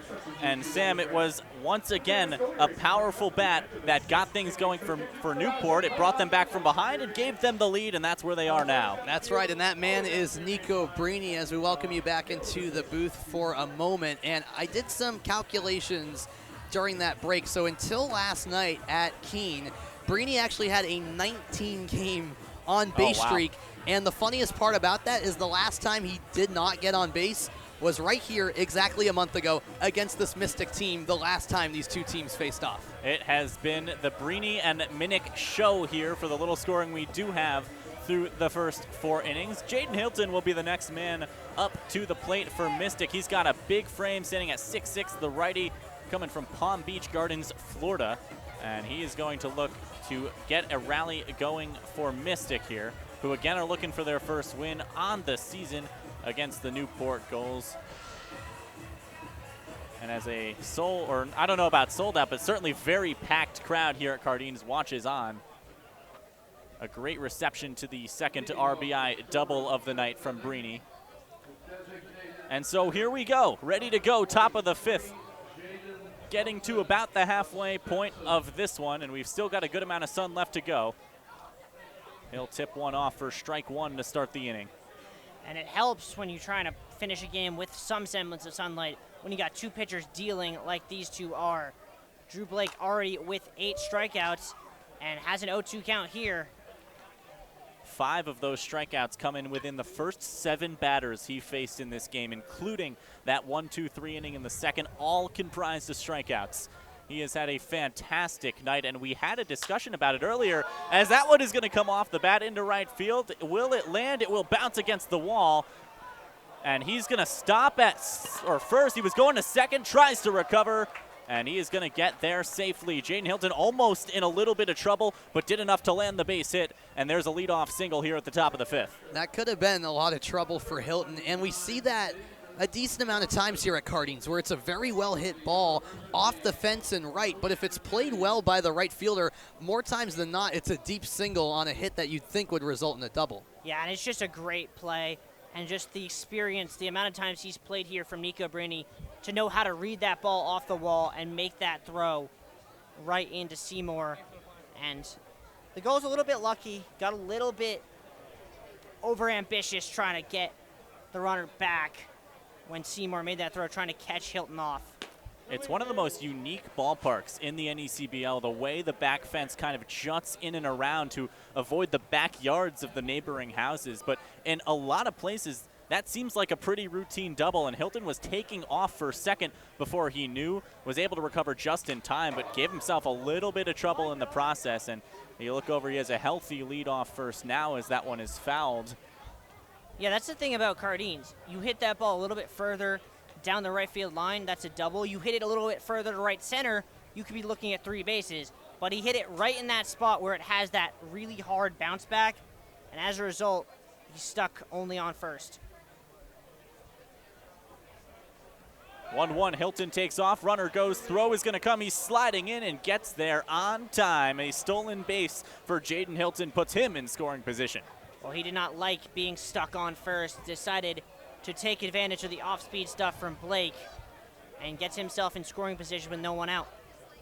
Yeah, you could tell he did not want to stick around on first after getting so close, and, well, he took a risk and it really paid off, and now he's getting ready to potentially head for third as that pitch is recovered by Bazo. Would be a little bit harder for him to steal third here just because of a lefty batter at the plate would allow Bazo to potentially throw with his entire momentum into it. Well, you want a batter in some form. Here's Davis Johnson, 19-6 win at the Martha's Vineyard Sharks last time out. He was responsible for bringing 7 of those runs as we see some action in the Newport bullpen. Yeah, Drew DeLucia, one of the Gulls' long relievers, getting warm up there. Hasn't pitched in a couple days, but someone the Gulls have turned to time and time again to get them out of difficult situations.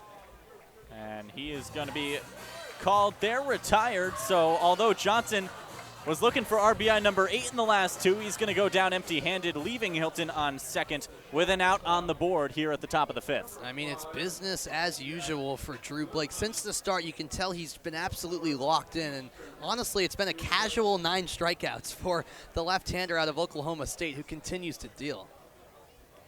And he looks to not even really be breaking a sweat out there as now he faces Jack Goodman, who was responsible for a pair of stolen bags in a couple of innings ago. But it's also all about how you recover when you break a streak. You give up that hit and you allow a runner into scoring position. You've had such a good night up to that point. How are you going to recover? Does so well with a strikeout there. That's about as good as you can ask from Blake on the mound, looking to keep that alive. Speaking of streaks and records, you get the feeling the way that Drew Blake's dealing right now that Adam Marr's season record of 12 strikeouts in a game, which was set all the way back on opening night day at Martha's Vineyard, might be in a little bit of jeopardy here.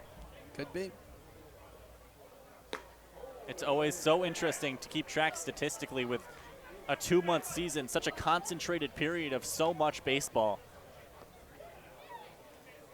It's another thing we talked about with some experience up here in the booth in the second inning, just how much that matters late in the season. Hilton on second. That one is going to be grounded just down the left field foul line and eventually is going to run into the wall. So Goodman will head back. 2-2, 1 out, and a runner on second for Mystic. They trail by 1 here to the Gulls, trying to avoid what would be their 4th straight loss in 4 meetings with the Gulls this season. Cardines Field, though, really a hard place to come and win against the home team. Not only this season, but the last few. That one makes good contact and fouls back into the road. Giving my best to all the passing drivers behind us. Yes. Yeah, Cardines living up to its reputation as the place where windshields come to break. So Goodman stays alive, 2-2. Just a glance over at second, and you can understand why, as that one is grounded over Bazo and foul. Goodman is doing enough right now to keep himself up at the plate. That's all you can ask in one of these hits, or excuse me, one of these swings gets a little bit more on it. Almost had himself a hit on that one that just drifted foul down the third base line. 2-2 again. That one is going to yield no strike call from the umpire and fill up the count. Well, I can tell you that pretty much everyone inside of Cardines except the home plate umpire thought that was strike 3. We don't have the best angle up here, but that was my gut reaction. But nonetheless, full count. Swing, that one is driven. It's going to land for a base hit. Hilton takes off for third. Goodman to first, and that is where it's going to stay. Runners on the corners for Mystic on the heels of what they thought was a strike 3 call and a 10th strikeout on the night. Newport's going to be a little bit confused about it, but it's another hit for Mystic, and they've got 190 feet away. Credit to Goodman there as well for just staying, not letting that last pitch that was a borderline pitch went his way, not letting that get to his head at all, and still having confidence in his swing to put the ball in play. Goodman, a guy who's a veteran at this point, one of the leaders of this Mystic team who played there last summer, and maybe not the batting average he wanted coming into the day, but delivers in a big moment there. Here goes Goodman. He's going to second, and he's going to land. Third stolen base in 2 plate appearances for him. He walked and stole 2 in his only other stat. And now runners on second and third. It's been the stolen bag show for Mystic in these last few innings. Question for them now is, can they make it count? Kevin Long telling the defense to play back. They're willing to concede a run to get an out right now. We're at the bottom of the order for the second time. Scotty Young also walked, but didn't get farther than first. And he's going to take a first strike. This is a dangerous position if you are Newport, and especially with only 1 out on the board. You go back to close calls like that strike call can really define an inning like this, and even a game like this when it remains so close. Blake dealing to Young. He's going to ground one into the gap. It's fielded. A run will come in, and the out recorded at first. It'll tie the game. Jaden Hilton comes home, and it puts a runner at third as well by the form of Jack Goodman. So it's Mystic 2, Newport 2, and it's 2 outs at the top of the 5th. Yeah, I mean, the Gulls made the decision to play with the infield back. They were willing to basically make that trade, and it ends up making a difference because if the infield's in there, that one probably sneaks through. Now it's up to Blake to get this third out without any more damage. Drew Cron is going to go. It's going to be caught, though, in right field. That'll retire the side. Mystic had a chance to do a little bit more with it, but they get it done. 2-2 between the Gulls and the Schooners as we head to the bottom of the fifth.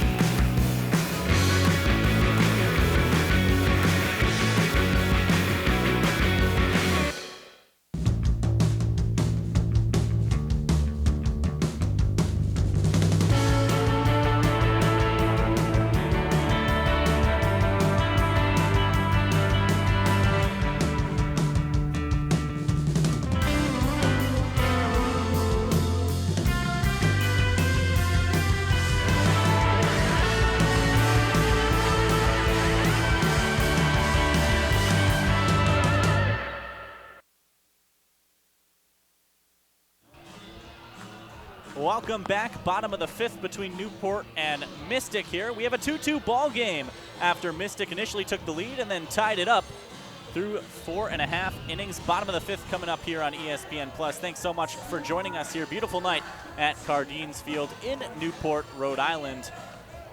And guys, that last inning, well, Mystic had a chance to do a little bit more. Newport were able to clean it up, prevent them from taking the lead, but it's all to play for now in the back half of the game. It really is. And, I mean, I think if you're Mystic, you still take the run. Obviously, there was a chance to do more damage, but with the way Drew Blake has been pitching, you take what you can get and hope that, you know, in the next few innings, Newport has to go to its bullpen. You can get more of a chance to add on more runs because this has been a game where runs are coming at a premium, and you'll take the leveler there. Speaking of going to the bullpen, Drew Blake currently walking to the bullpen right now, so unclear if he will come out for the sixth. Well, he had a fantastic performance, whether or not he continues to go or not. A large part of the reason Mystic have not been able to do any more than the 2 runs they've put on the board, and really only a couple moments of magic off the Mystic bat have them still in this game. So we'll get underway here. Greg Bozzo will start us off here at the bottom of the fifth. Busy man behind the plate on defense so far tonight. And he'll look for his first hit of the day. He was struck out in the second, his only other plate appearance. Yeah, Bozzo's had a busy night, and most of that busyness has been at the hands of his Northeastern teammate, Jack Goodman. It's always interesting in summer baseball to see those teammate versus teammate battles. As the second pitch comes in, that one's going to head into fair territory, making the run up. And making the catch, it is Jack Goodman running back from shortstop to record the first out. Another routine outfield play from Newport, or excuse me, from Mystic, and there's one on the board now. This will bring up Andrew Duncan, who got himself a little bit of a glimmer of hope with that infield single in his first at-bat in the third inning. To the bottom of the order we go. As you mentioned, it is Andrew Duncan. Got to first on the single, was caught out on the fielder's choice after that as he nicks one back. And while he's at the plate, got to give him credit for the play we misattributed to Nico Brini. It was actually him who made that nice play in right field against the wall, holding the runner to the single. Swing and a miss for strike 2.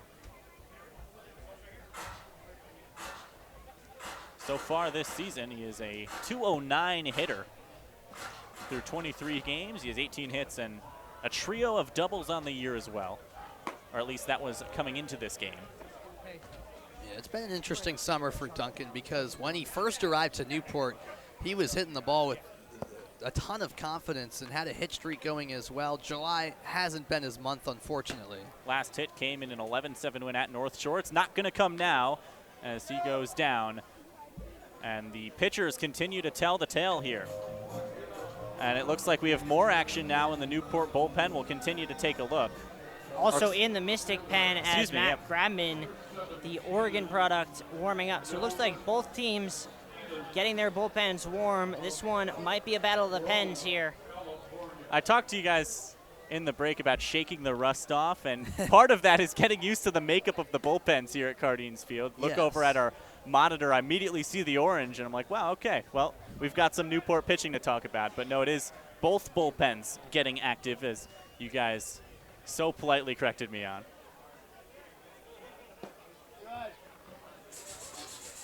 Trust me, it took a lot of time for me to get used to that too. With, it's unique. It's all part of the experience. Absolutely. Here at Cardines. Got shared bullpens, shared dugouts, bats flying at cameraman. It's a crazy place. Swung on and missed. Once again, so Mystic doing a nice job to keep Newport out of any sort of trouble.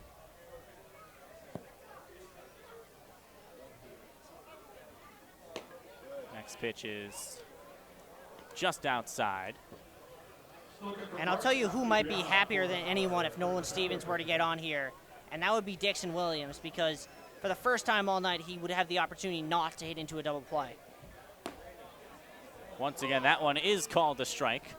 A couple of those we think we have, aren't so sure, but that one definitive, as we're going to fill up the count.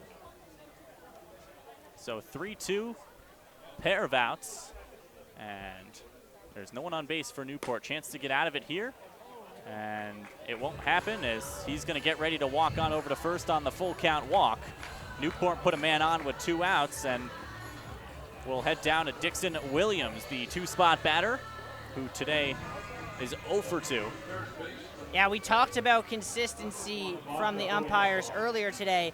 Right now, the only consistency I think we're seeing is that both batters, pitchers, and pretty much everyone on the field is consistently unsure of what the call is going to be.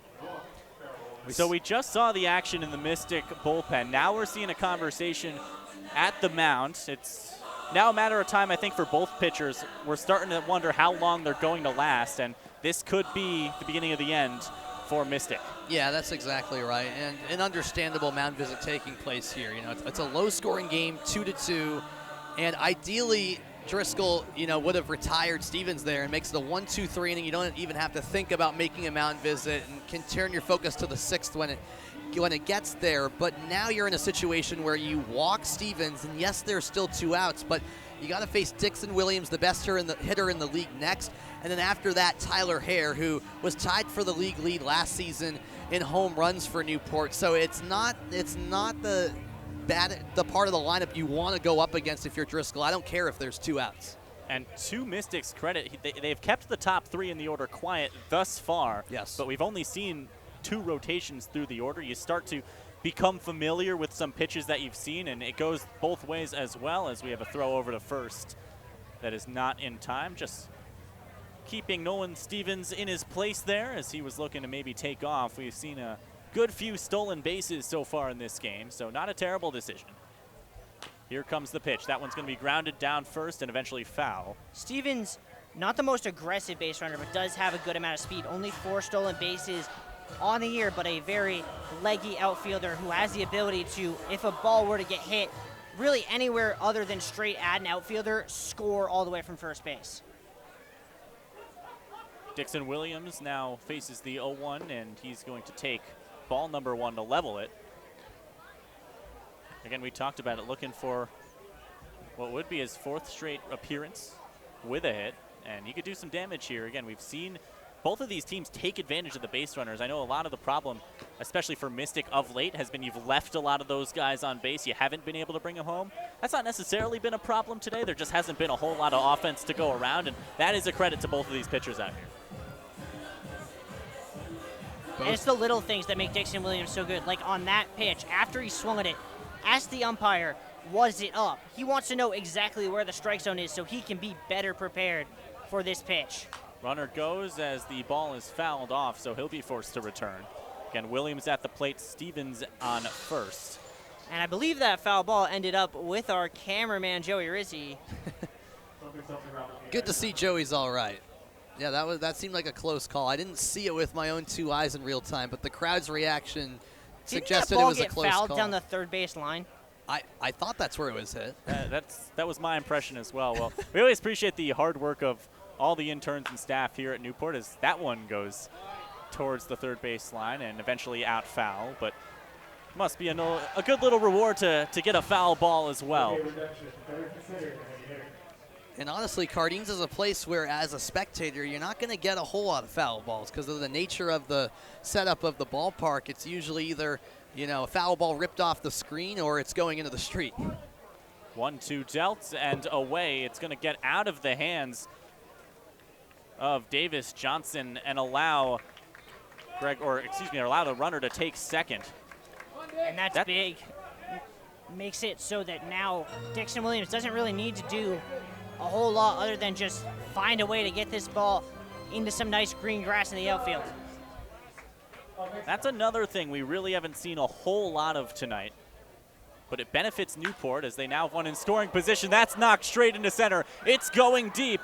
Is it going to get there? It will not. It is caught by Nico Brini to retire, by Drew Cron to retire the side in center field. So that one looks like it had some power, but we'll head to the next tied at 2. Nothing separates Newport and Mystic right here on ESPN Plus. Stay with us.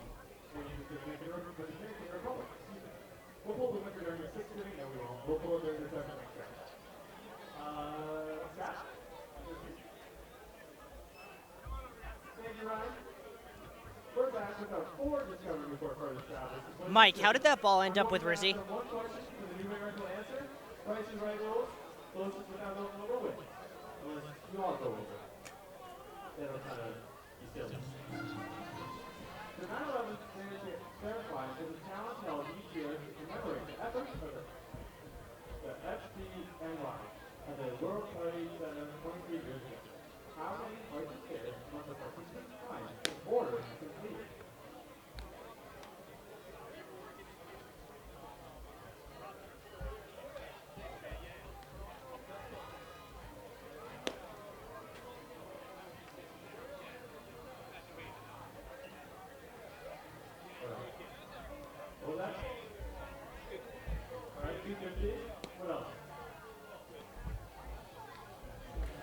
Into the 6th inning we go between the Mystic Schooners and the Newport Gulls. Great night here for baseball, and we thank you for joining us on ESPN Plus. First pitching change of the night coming the way of Newport, and after a great performance, Drew DeLucia takes the mound.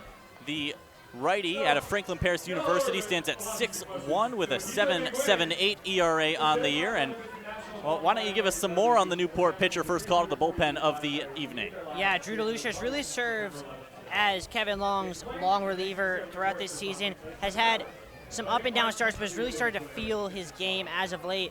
Had a really interesting start in game 1 of that doubleheader against North Shore. He came in for an inning and 2/3, ended up giving up 3 earned runs, but incidentally, because of the way the offense finished up that game, ended up with the win in that appearance. And that was his first win of the year, 1-1 on the year, as he has had a good year. Struggled a little bit at the beginning, but has brought his ERA down considerably, has thrown a little over 17 innings, 17 strikeouts in those 17 innings, so good for about a K an inning. Has not had too many problems with the walks, only 8 on the year. One Drew replaces the other, and fun fact, Drew Blake and Drew DeLucia are the only 2 players on Newport that have the same first name. There's no other repeat names on the roster. And they'll be hoping more than just the name repeats tonight, as a great performance from Drew Blake finishes. 5 innings played, 3 hits allowed, 2 runs, both earned, 2 walks, and 9 strikeouts in 19 batters faced. Struck out nearly half of the batters he saw through 5 innings. Just a fantastic start on the mound. There are 2 Tylers. I forgot about that part. Tyler Minnick and Tyler Hare. I'll give you this. There's 2 repeats. The reason I didn't jump to correct you was because you said 2 of the same name on the same roster. Yeah, you've got the 2 Tylers across different rosters here. And 2 Tylers on Newport as well. There you go. You got Hare and Minnick. There you go. All right. Well, I tried to save you. Only so much I can do. It was a gaffe. I got excited there. Well, that's all right. Still a pretty cool stat. One of 2 players that share a name. as he gets his day started. First 3 pitches, a 1-2 count. Comes up against Matt Brinker. And he's going to swing and miss for strike 3. So Brinker is struck out for the second time today, still looking for what would be his 22nd hit of the season. And in his first batter faced, DeLucia works well on the mound. It is strikeout number 10 on the night for the Newport pitching staff. Yeah, DeLucia picking up right where Drew Blake left off. That is now 10 of the 16 outs recorded by the Gulls pitchers have been via the K.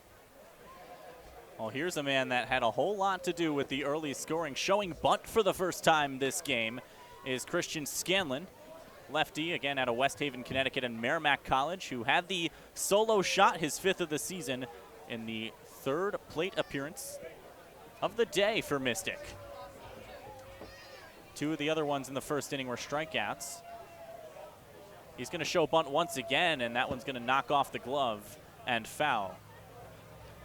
Not sure I was entirely expecting a bunt to be laid down there. No, yeah. Yeah, perhaps Scanlon just trying to trick DeLucia there, but in the end it worked out for Newport, as I'm not sure Scanlon was fully committed to that bunt either. It's very rare to see a 3-hitter show bunt with nobody on in a tie game. He works his way to a 1-1 count. He'll take that one in the dirt. Though if his goal was to get in Drew DeLucia's head, it might have worked, as Drew DeLucia has bounced the first 3 pitches in. Fair to say it's a bold choice, tied at 2 with a lot to play, but if it works, it works, and he's certainly not one you can critique all that much tonight. He'll take another one and another good eye. So DeLucia worked quickly to throw his first strikeout, but now the back end of a 3-1 count to work out of. No one on base, not too much danger. And he is going to walk Scanlon in 5 pitches. So a walk and a strikeout. And it puts a man on first for Mystic with an out on the board. And Drew DeLucia missed every single one of those balls in the exact same spot. Yep. They were all down and inside. That tells me it's something mental. He's trying to avoid throwing a pitch out over the plate to Scanlon for good reason, and was more than willing to accept the walk. To his credit, showed bunt twice. We questioned it. He got to base. Here in a 2-2 ball game, 6th inning between Newport and Mystic. Coastal Division action, and it's a tight one between number 1 and number 2 in the division as we get closer and closer to not only the playoffs but the All-Star break, which is coming up pretty quickly. Both teams with just a game to go. And a good number of players on this field tonight. We'll see action in Bristol on Sunday.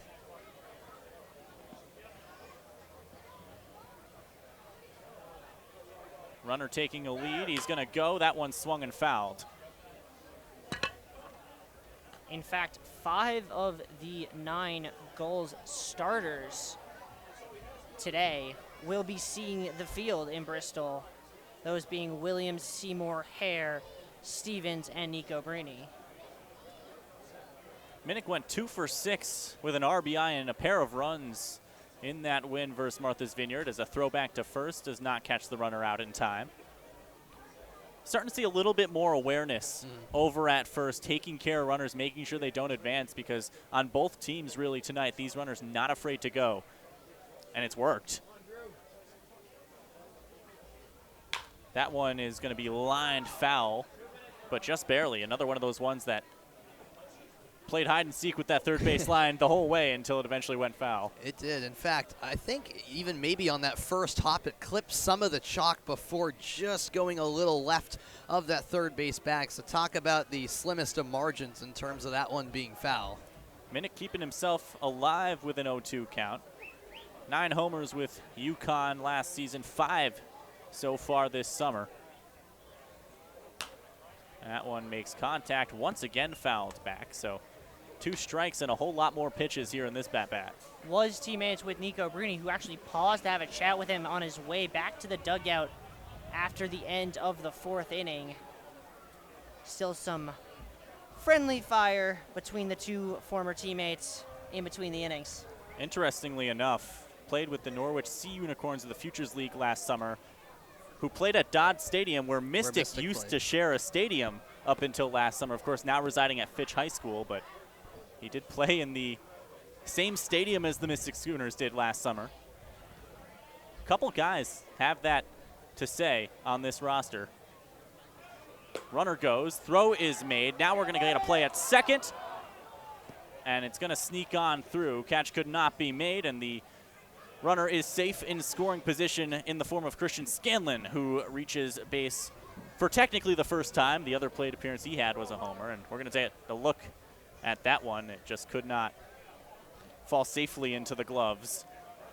It was a good throw there by Bozzo, just asked a little too much of Jack Doyle to try and dive and catch that ball and put the tag on in all one motion. So that puts a runner on second, 1 out, tie ball game. So Mystic with a good opportunity to take the lead here. It won't happen there. A swing and a miss puts 2 outs on the board. Second strikeout and 3 face batters for DeLucia, who starts off his first inning of work on a strong note.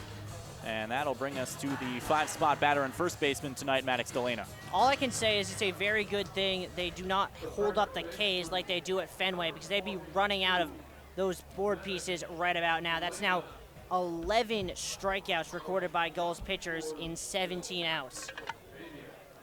Just an unreal number. Of course, 9 of those came in 19 batters faced across 5 innings of work from Drew Blake. And now 2 and 3 from DeLucia. The 2 Drews combining for just a lights-out night on the mound.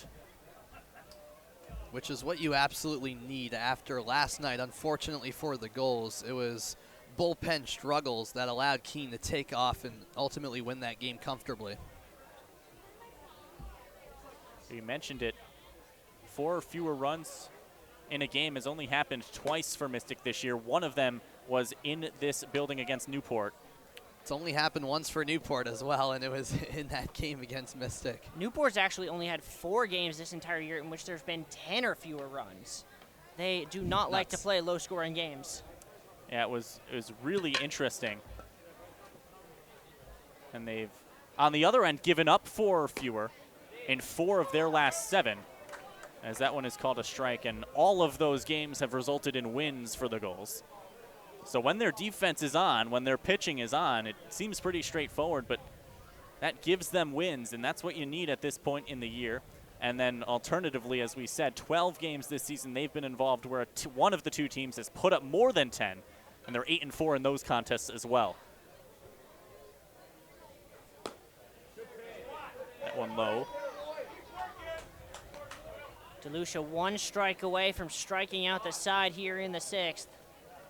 Will become the 2nd inning today in which Mystic would be striking out all 3 batters. Well, Scanlon is on second this time. Scanlon, the man responsible for opening the scoring in this game. Again, he stands in scoring position, swung by Delana, the chop foul. And things stay level here. 2 strikes, 2 balls, and 2 outs. A runner on base, number 2.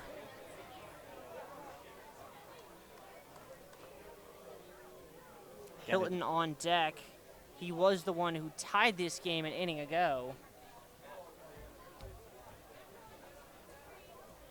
The 2-2.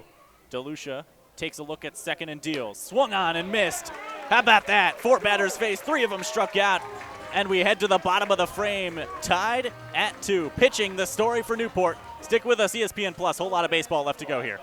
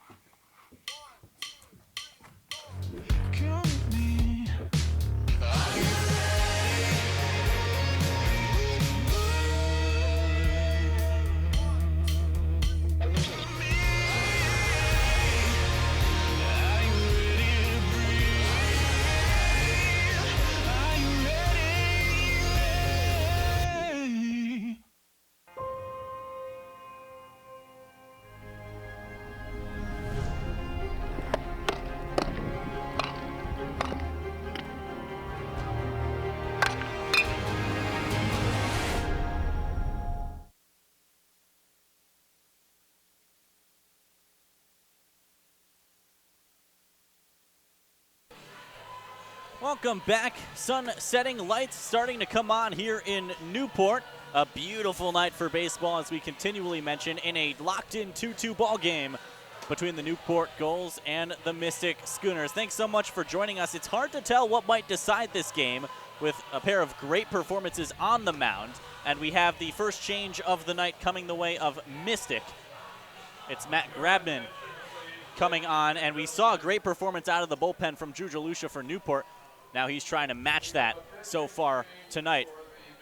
That's right, Grabman trying to do exactly what DeLucia did for Newport, and that's sort of pick up from where Driscoll left off. Grabman, a rising junior, I should say, at Oregon, actually from Nova Scotia. So he is of Canadian descent, making his 4th appearance of the summer, an ERA below 6, and in 4 2/3 innings of work, 4 walks, 7 strikeouts. His most recent appearance came against Bristol exactly a week ago today, in which he went 2 innings. Speaking of changes, Luke Orban in the on-deck circle to pinch hit for Tyler Minnick.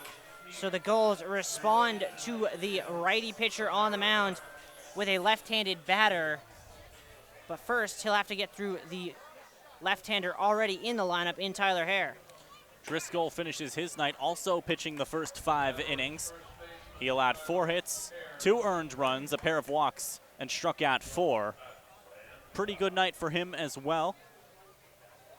First action comes against Tyler Hare, who this season has been dangerous, but tonight has been kept relatively quiet. A strikeout and 2 plate appearances for him as he takes a ball. So it'll be interesting to see if he can get off to as good of a start. It'll be hard to match DeLucia's performance for sure. 3 strikeouts and a walk for him. Going to go down to the third base umpire. Said he went, and that'll be another strike. I don't know if I can ever remember a game with this many appeals on check swings. They've been busy. They've been busy. Here comes the 1-2 count, knocked off foul.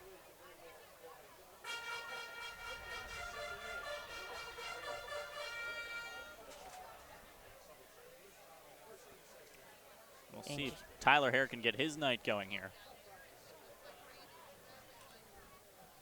Again, Newport winners of 6 of their last 7 games, with that sole loss in the season best streak coming last time out against the Swamp Bats.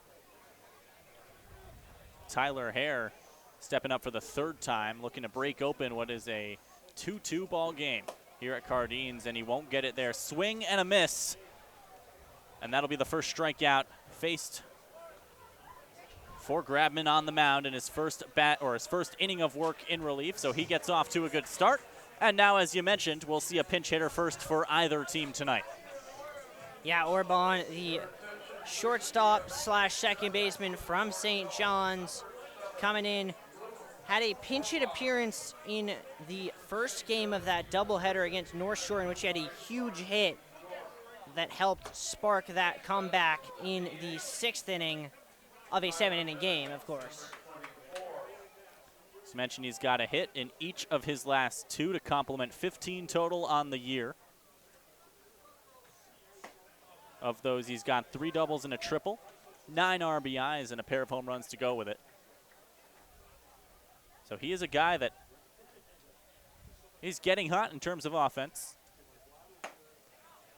And he is going to be rung up as quick as he stepped up. A second straight strikeout, that time looking, comes from Grabman. And as soon as we can get through reviewing the pinch hitter, he goes down into the dugout. Yeah, I mean, that was quick, wasn't it? We see the replay here. A good frame job by Johnson behind the dish, because that was a borderline type of pitch where you can't really fault Orban for not swinging. But you're right, he barely stepped up to the plate before he was already walking to the dugout.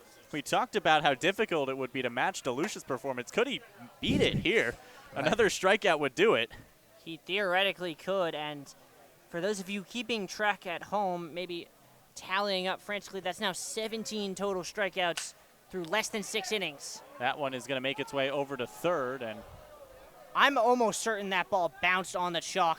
Actually, you can see, even from here, the spot past the third base bag where that ball landed on the chalk. Well, I had to take a break because I had to make sure I called that one right, but it certainly looked like he was off and running. Maybe we had a play at first, but No, he'll step back up to the plate, and that one's going to be signaled foul. Credit to the umpire, at least he had it from the beginning. So he knew what he was calling, and he was confident in it. But, yeah, I got to agree with you there. That was, to say the least, a close one. It's a difficult job they have out there, of course. Very difficult. Oh, yeah. A lot of close calls down that third base line in particular. The shortstop, number 35, Randy Seymour. So ultimately, we continue, and it is Randy Seymour who is up. And that one is knocked, had some power, but that one is going to line foul. That one is a little bit more definitive. That one was hammered, almost took out a car in the intersection a block away. And now we are one strike away from another situation, the potential third striking out of the side. And he's going to ground one. It's going to make its way past Grabman. Third baseman coming to get it. Play to first is not made in time. Umpire is going to signal him safe. Everyone's walking in thinking that was it. Well, it took a second try, but in the end, Randy Seymour got a single to the third baseman. He did, and he now has 26 hits on the summer, and 20 of those have been singles. So, and he admitted, talking to him the other day pregame, that he's not a power hitter, but he finds ways to get on base. He said, you know, that's not the player I am. I'm not going to be hitting home runs and hitting doubles and triples left and right, but I'm just going to find a way to put the ball in play and get on base and let my teammates try to drive me in. And that's what he's been doing consistently in the month of July. All right, I'm going to make a really bold prediction. Nico Brini's not going to hit a double this time. Well, it would certainly be quite a streak if he did. And I was going to say, you want that throw to be made in time for a number of reasons. One of them, you retire the side. Two, you prevent a runner on base for this man right here, Nico Brini, who has been in two positions with runners on and has brought him home both times. In fact, both of them named Tyler Minnick.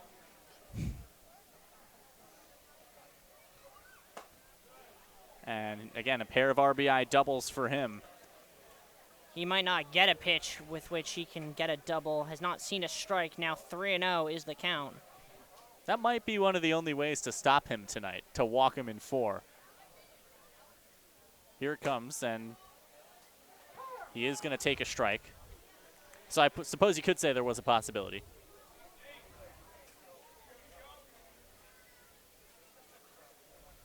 So 3-1 now. Grabman behind, man on first. Swung on. And, well, he got a piece of it. Looked like maybe that was a unprecedented strikeout, which would have really set the tone for the back half of this game.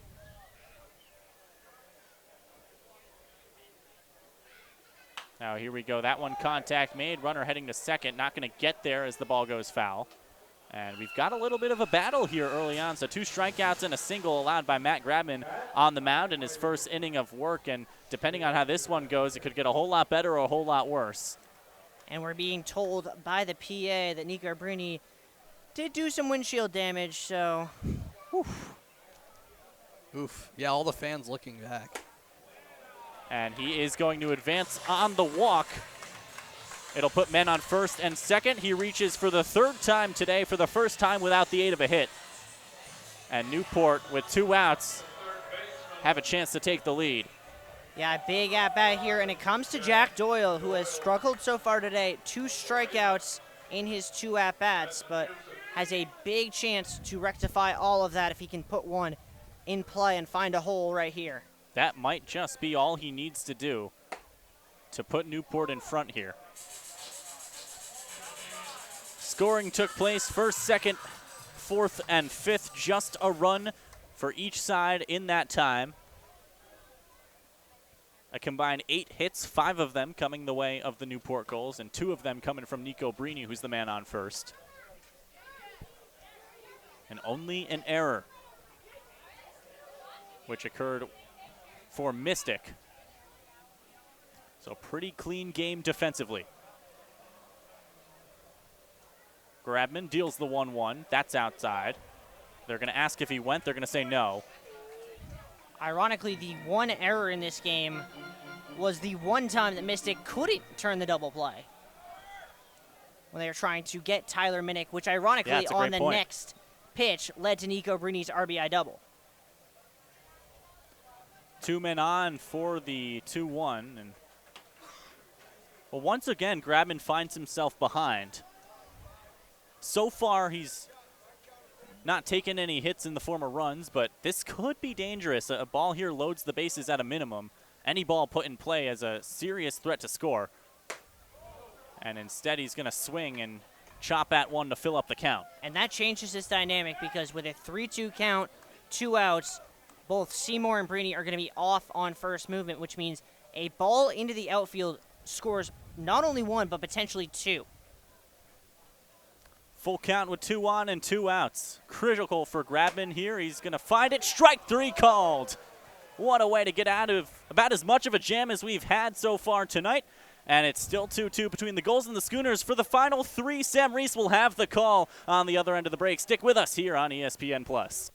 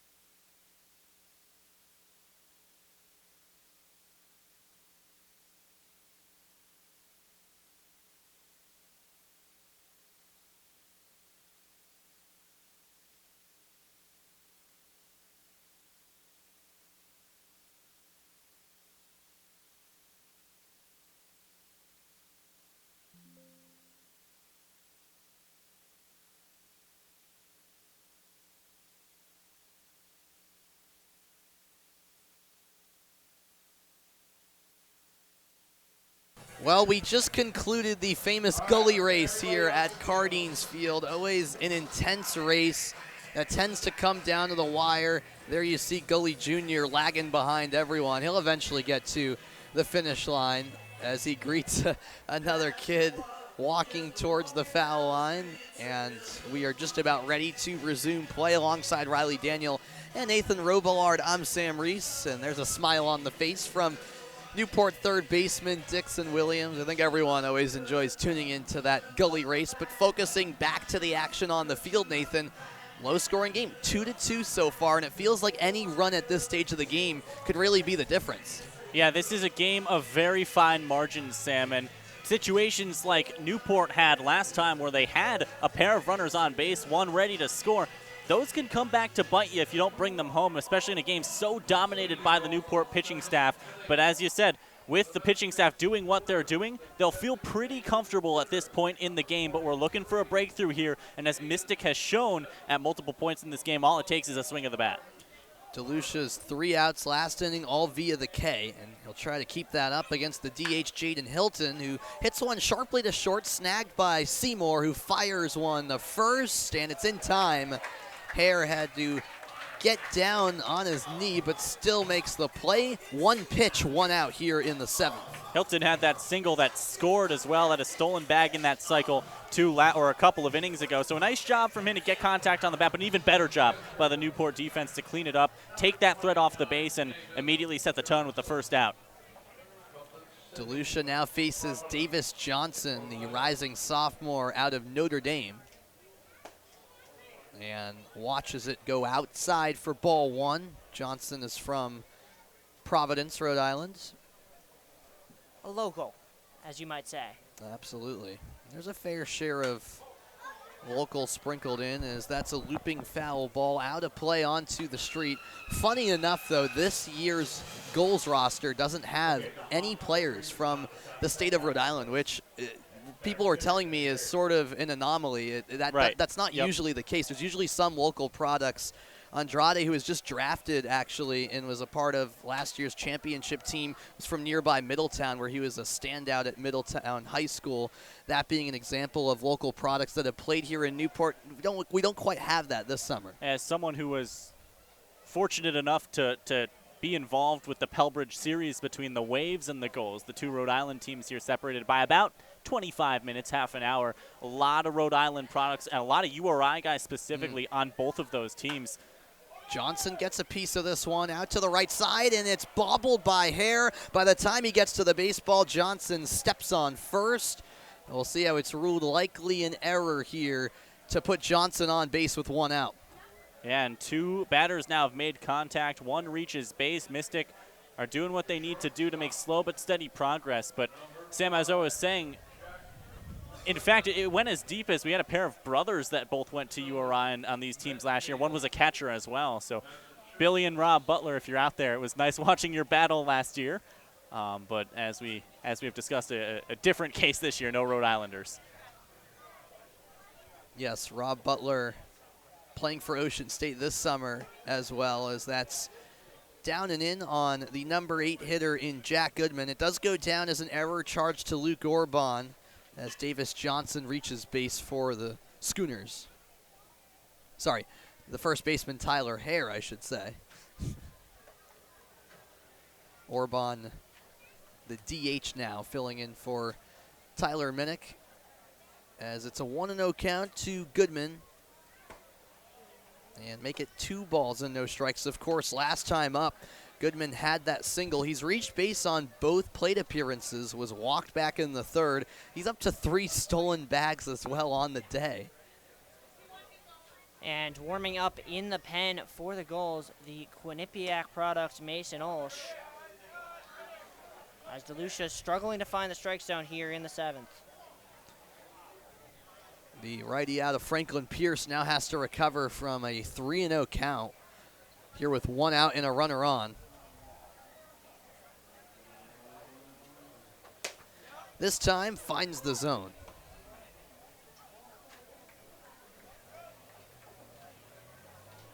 Three balls and a strike with 1 out. Johnson, a notable lead over at first for the Schooners. And the fastball misses low. A 5-pitch walk puts Goodman on first. He's reached base all 3 times now. Johnson's at second with 1 out, and the Schooners are threatening. Well, I think twice off the walk as well. Sorry to interrupt you there.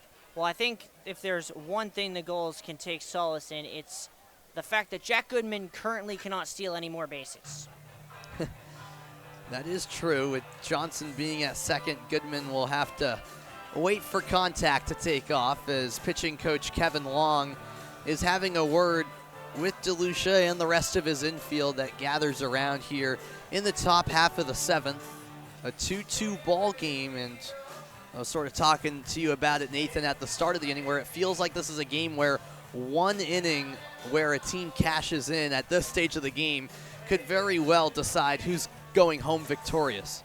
Yeah, it doesn't seem like, you know, as has been the theme, there's going to be much more than maybe 1-2 more runs split between these two teams. I mean, it's early to say it. Extra innings also a possibility if this were to continue. But it's hard to see in these types of games how it exactly ends. It's hard to predict. And the reason that is because it almost always ends with just one moment. One moment of magic, one swing of the bat, and it remains to be seen who's going to have it tonight. And can Scotty Young have that magic off of his bat? He swings at the first pitch, line to right, but a shift over and a catch made by Duncan. He sends a cannon to second, and it's not in time. It was actually right, almost in time, but the umpire ruled Seymour was dragged off the bag, so Johnson's safe getting back to second. Yeah, I think the throw actually beat the runner back. And, I mean, you want to know why Andrew Duncan, as that replay wasn't conclusive but did look like he was back in time, was Johnson. You want to know why Andrew Duncan was drafted last year? That is why. That is a 5-tool player in the flesh here at Cardines. He was a 19th round selection by the Houston Astros out of high school. Decided not to sign, so playing his college ball at Florida State, where he'll be a rising sophomore, and that's an off-speed pitch that finds the zone. Strike one to Drew Cron. And now that means these hitters, so the 9, 1, and 2 hitters, respectively, for the Schooners, a combined 0 for 9 on the day. rides in on Cron, and the count now level to the leadoff hitter, who has struck out, lined out to first, and flew out to right in his last plate appearance.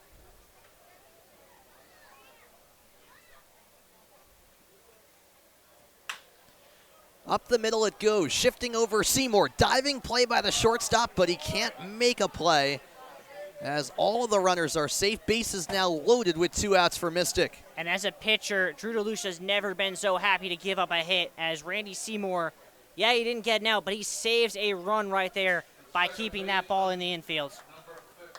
It's always a very difficult ball to field, but as you mentioned, Doe does enough to prevent the go-ahead run, but they do put themselves in a very dangerous situation here with the bases loaded.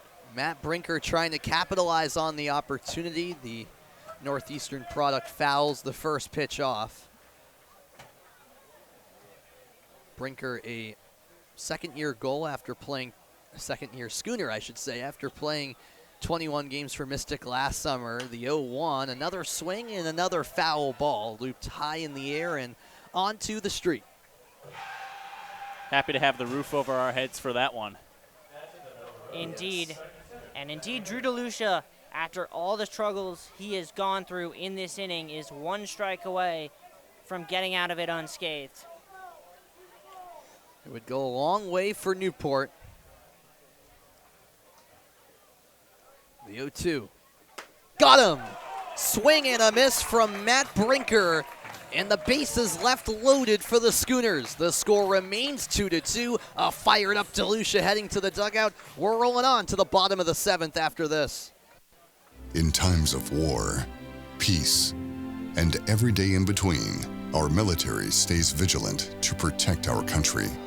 At Hope for the Warriors, we never forget them or the families who serve alongside them. Since 2006, Hope for the Warriors has provided life-transforming programs for active duty and veterans, military families and caregivers, families of the fallen.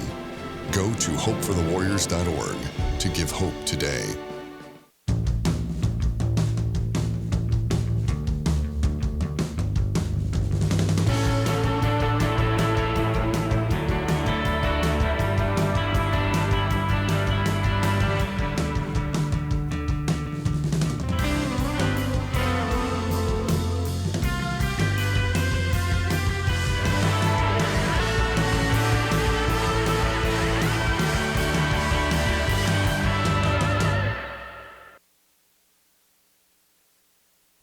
Back here in Newport, Rhode Island, Take Me Out to the Ball Game is sung here at Cardines Field by legendary public address announcer Don O'Hanlon, who was inducted into the Gulls Hall of Fame this year, and a well-deserved for really the voice in stadium here at Cardines Field for the longest time. Ever since Newport started out, he's been with the Gulls all the way through, and always, when you're here at Cardines Field, you always know it's a Gulls game when you hear the voice of Don ringing through here at Cardines Field, and great to see him still going strong, even though it's, he's been here for the longest time. Yeah, it gives a real classic old-style baseball vibe, and that is just what you love to see from summer ball. I mean, Newport, it's one of the many things I think Newport does right here, and we've got a great game to complement that here at Cardines Field. 2-2. Schooners just left the bases loaded, and against a team that you haven't beaten 3 tries, and in a game as close as this one, you can't help but feel that that is going to come back to bite them. And before play resumes, a great time to remind you that Netting Professionals is the official netting partner of the New England League. Their netting and wall padding products have been featured in MLB venues such as Citi Field and Truist Park, and many collegiate facilities throughout the country, including Florida, North Carolina, Binghamton, Texas, and many more. From design to fabrication to installation, Netting Pros is improving programs one facility at a time. It's Greg Bozzo, the number 8 hitter, who's the leadoff man in the 7th for Newport, takes ball 1. As Matt Grabman gets his second inning of work going, a laser out to right field, and this one tagged off the fence. Fielded by Christian Scanlon, the throw comes in, and the slide is in time. Greg Bozzo fired up, and it's a leadoff double here in the 7th for the number 8 hitter. Greg Bozzo with a great inside-out swing there, sends it into the ivy. And we were talking about it earlier, how where you hit that right field wall makes all the difference. That one a little further towards center. Not a great bounce for the right fielder, and Bozzo able to hustle to get himself a double. Yeah, he's had a quiet night so far, but comes alive at the right time. It's just past stretch time, bottom of the 7th, getting to the business end of the game, and what a time to knock off a double to lead things off here. And Andrew Duncan hoping to follow that up with a successful plate appearance, but before he has the chance to do that, a mound visit taking place for the Schooners and a call to the bullpen being made as well for Mystic. And Nathan, probably a reasonable decision considering it's a tie game. You can't really take too much of a gamble in this moment. Absolutely, and again, if this is a 2-1, 2-0 game, you might think differently, but you need a win here if you're Mystic, and you need to treat these last few innings right. They're going to play it safe here, and I got to say, I got to agree with you, Sam. That is the right call. Well, I also think there's another factor here, and that's just looking at splits, right? You have Andrew Duncan, who's in a funk, and then after that, now that Orban has come in for Tyler Minnick, the next 4 hitters for the Gulls are a lefty, which means that as the Schooners are bringing in a lefty, it gives them a little bit of an advantage as they have to go through the heart of this Gulls lineup. So we'll get who that pitcher is in a moment, as we'll step aside for a quick moment and tell you who the new arm is for Mystic after this. Stay tuned on ESPN+.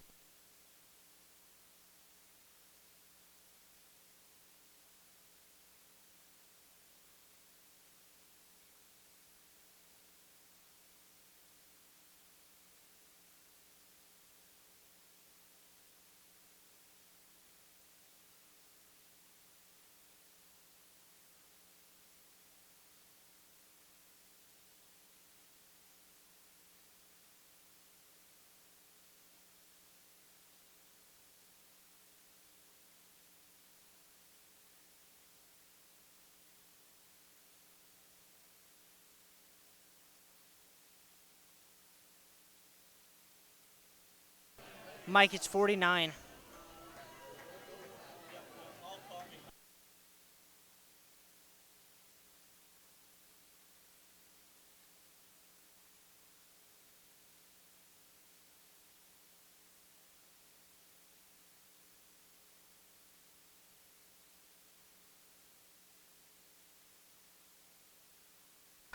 Back here in Newport, as a pitching change is made by Mystic, and you see the new man on the mound wearing number 50, listed as 49 on the roster. We do believe it's Evan Hamburger, who is entering the contest out of Spokane Falls Community College.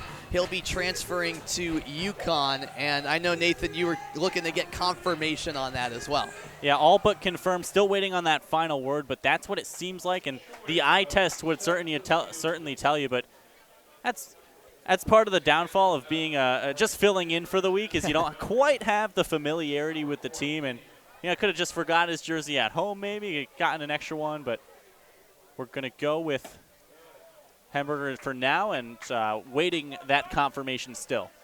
It is Andrew Duncan at the plate, facing a 1-0 count. The double from Bozzo has him in scoring position with nobody out in the bottom of the 7th. Swing and a miss. Almost a golf swing there from Andrew Duncan. If I'm Coach Mike Coombs, the way Duncan's been struggling and with his speed, I feel like this would be the perfect opportunity to try and have him bunt for a hit, because even if it doesn't work, you move Bozzo over to third with Stevens and Williams coming up next. He doesn't show bunt here, but it doesn't matter because it's in the dirt for ball 2.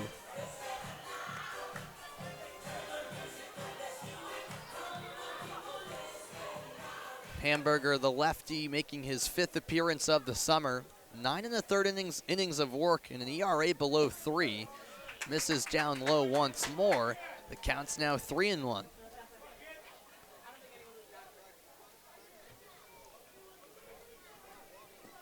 The lefty on the mound, a native of Belgrade, Montana. And that time a strike right on the outside part of the plate. Duncan was ready to walk to first. In fact, he was already walking to first, but instead it's a full count. And what's more interesting, the umpire just indicated to the Newport dugout and said the words, "That's on me." What that means, I have no idea, but cannot say I've ever seen that before from an umpire. Instead of a walk, we'll have a payoff pitch for now and a foul ball as Duncan stays alive.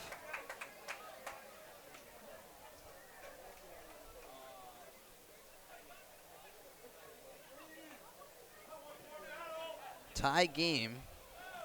And another low-scoring affair after the last time these two teams met exactly a month ago. It was a 2-1 Newport win, and in the end it is a walk. Down low, ball 4 to Duncan on what was a 7-pitch plate appearance. Newport has 2 on with nobody out. And I'll tell you what, Andrew Duncan, yeah, he's not hitting the ball great, but he has reached base 2 times tonight now, which for him is a pretty good night the way things are going.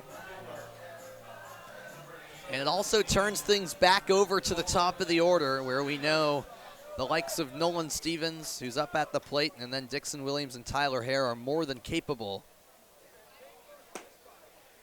Stevens, another goal who has reached the bases twice tonight, had a single to lead off the bottom of the first and then walked in his last plate appearance in the 5th. And he's reached on all 3 times he's been at the plate after advancing on a fielder's choice as well. So Nolan Stevens continues to get on base with consistency. That foul ball making it 1-1 to the California native.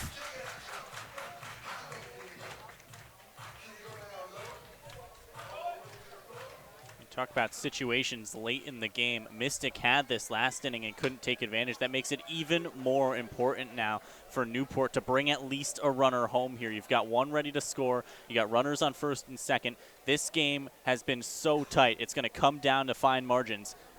And for one of these next 3 batters, it needs to be a hit or something to advance the runners.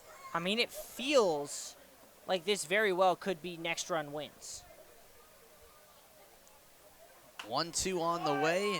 Shanked foul off to the left side by Stevens. The count remains put, and it's certainly evolved into a game that has that feeling where one run at this stage could very well decide who wins. Mystic looking for its first win over Newport this summer. The Gulls taking the first 3 meetings. On the ground right side, Brinker, the second baseman there, flip on time to Goodman, but the throw to first not in time. Delano was forced off the bag, so Stevens reaches for the 4th time tonight, and a little concern there as Andrew Duncan limps towards the Newport dugout. We hope he's all right. First out recorded, but now runners on the corners for Newport. And a big play there by Delano on that wild throw, because that just ability to get off the bag and block that throw is the reason that this is still a tie game right now. If that throw gets anywhere past him, Greg Bozzo's scoring, and it's 3-2 Newport. Dixon Williams hoping to drive in the man at third and Greg Bozzo and give Newport the lead. He watches ball 1 sail down low. Bozzo, the man that got it all started as well with that double. First hit of the night for him. I mean, what a story this would be, and what a game it would be for him if that one little bit of action for him ended up winning his team the game. Another one in the dirt, and it springs to the backstop. Bozzo sprinting home, a dive at the plate, he's safe. Mystic can't believe it. Newport takes the lead. Wow, a bold decision from Greg Bozzo to go. Not the fastest guy, and this is a really short box stop, but he didn't care as we see the replay, and yeah, he beats it out. He gets the tag in with the left hand to the inside of that bag before the catcher can get him a half second later. And that half second, we talked about little things being the difference. It is very possible that half second is the difference in this game. We've talked so much about the umpiring decisions. A lot of tight calls made. That looked like the right one from our replay on the angle, and it could have been the one that decides this game. We talked about it just takes one moment. It's a little bit of a lapse from Mystic, lets the ball go by. Bozzo sees it all the way. And now we have a 3-2 game, so suddenly Mystic need to find answers where there doesn't seem to be much going for them. Stevens also getting to second for the goals on, while that play to the plate was where all the attention was put to, and understandably so. It's 2-1 count to Dixon Williams. Cracks it foul right to the backstop, and this crowd jumping after that close call. Greg Bozzo just getting his hand in time. Great effort by Johnson as well, the catcher, to dive there as quick as possible. Yeah, not much more he could have done, but there's a little bit more of a buzz here in the home crowd for Newport. Question now is, could they do even more? That would be huge with 2 outs left to go, or now make that 1, but you never know. Williams going chasing at a low pitch for strikeout number 1 for Hamburger, and the second out of the inning. And a really rare day for Dixon Williams. Now 0 for 4 on the evening. Really uncharacteristic for the league leader. Tyler Hare at the plate, and that's a first pitch down Broadway for a strike, and certainly would say a lot about Newport getting the job done if they can ultimately win this game without Dixon Williams even recording a hit potentially. The other thing we looked at is, although these teams see a lot of each other, that's the season series for Newport. They would get the 4-game split. Yeah. Not that that would mean all that much in terms of the playoff picture, but the momentum of this game certainly would. 1-1 to Tyler Hare. Stevens going. And the throw looks good, but it spurs out of the glove of Tyler Minnick, so a successful stolen base for Nolan Stevens. He now has 5 on the summer, and he's 90 feet from home. And that just gives this battery duo a little something else to think about, because another ball in the dirt, and Nolan Stevens is more than capable of scoring. Up high, ball 3. The Gulls and Schooners will face off 3 more times. In fact, 3 of Newport's last 5 regular season games will come against Mystic. And that's drilled into the back of Tyler Hare. He will have to shake that one off. You could hear it from up here. And the runners are on the corners for Newport. Not the way he'll want to have reached base for the first time tonight, but regardless, he does. And obviously that one looked painful, looked like it stung, and we hope he's okay, but he'll make his way over to first. And, oof, yeah, that's going to take a little bit to walk off. Tyler Hare getting pretty used to these. That's now the 9th time in just 28 games this year that he has been hit by a pitch. In addition to his 22 walks. So, again, a .247 batting average. That's been crawling up as the season has gone on, but he finds a way to get on base time and time again, whether that's hitting the ball or getting hit by a ball. And I'm not sure what exactly is happening, but I believe, actually now I do know, as Luke Orban was told to sit down, it looks as if with the lefty on the mound, the Gulls are going to make another substitution at the DH spot. It'll be the Northeastern product, number 3 on the day, in Carmelo Musakia, going to pinch hit for Luke Orban. So that's the change happening for Newport offensively. Meanwhile, during the stoppage, a mound visit being utilized by Mystic with 2 outs. Runners are on the corners, and the last thing you want if you're the Schooners is to allow a second run in this inning, which would make it a 2-run ball game. And at that point, I know we said 1 run solves it, and we really didn't know where it would come from, but you put this one to 4-2. It's not often you say this in a baseball game, but that's a tough one to come back to scratch your way out of 2 innings left for Mystic. And so Newport, a real opportunity here to do that as the changes start to warm up. And here is the 3rd designated hitter of the night for Newport. Carmelo Musakia steps into the batter's box. And he swings at the first pitch. High in the air out to center. Cron tracking it, and the center fielder makes a routine play when all is said and done. But the Gulls do score a run. It's Newport up 3-2, the 8th inning next.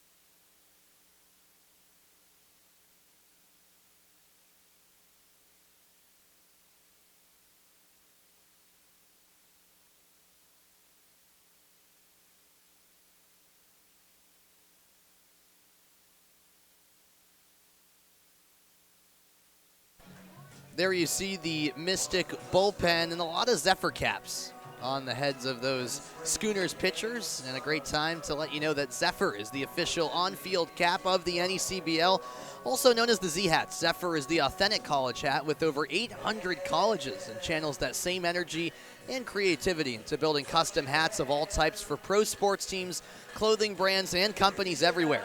Make sure you pick up your Newport Gulls official on-field cap today.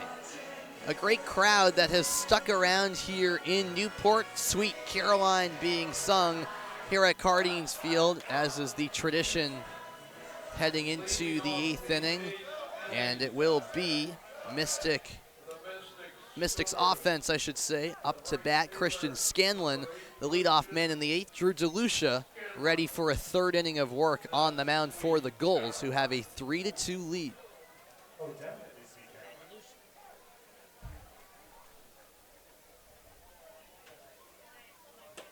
First pitch swung through by Scanlon, who had that homer back in the 1st inning to begin the scoring.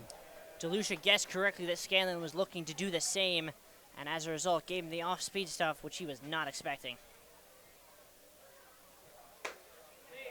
And another strike call right in the upper corner of the zone. Scanlon was surprised by that decision, 0-2.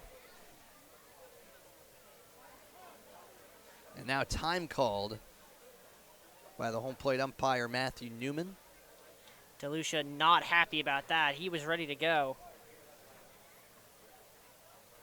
The righty kicks and deals. And it drops in for strike 3. How about a 3-pitch punch out to set the tone here in the 8th? Yeah, Drew DeLucia just continuing to rack up the Ks, make it 5 for him now in 2 1/3. And a grand total of 14 Ks from Gulls pitchers tonight. The tally keeps getting greater in terms of that strikeout count. Tyler Minnick swings at the first pitch, roller to 3rd. Williams sets, and the throw across the diamond in plenty of time.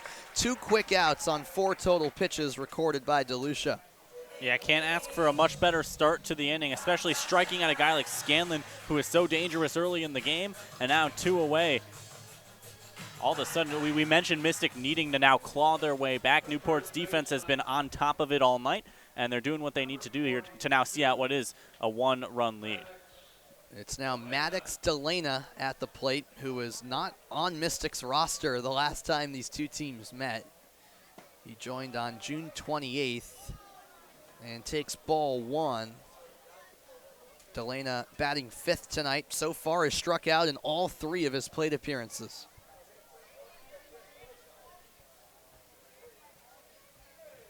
The 1-0 offering is in there for a strike. 79 miles an hour. The off-speed stuff has been working nicely for DeLucia. Everything's been working nicely for DeLucia.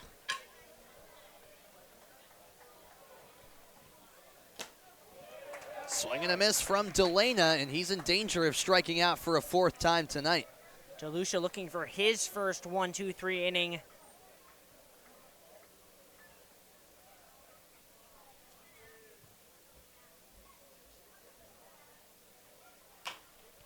Grounder to first. Scoop by Hare, and the ball came out of his glove.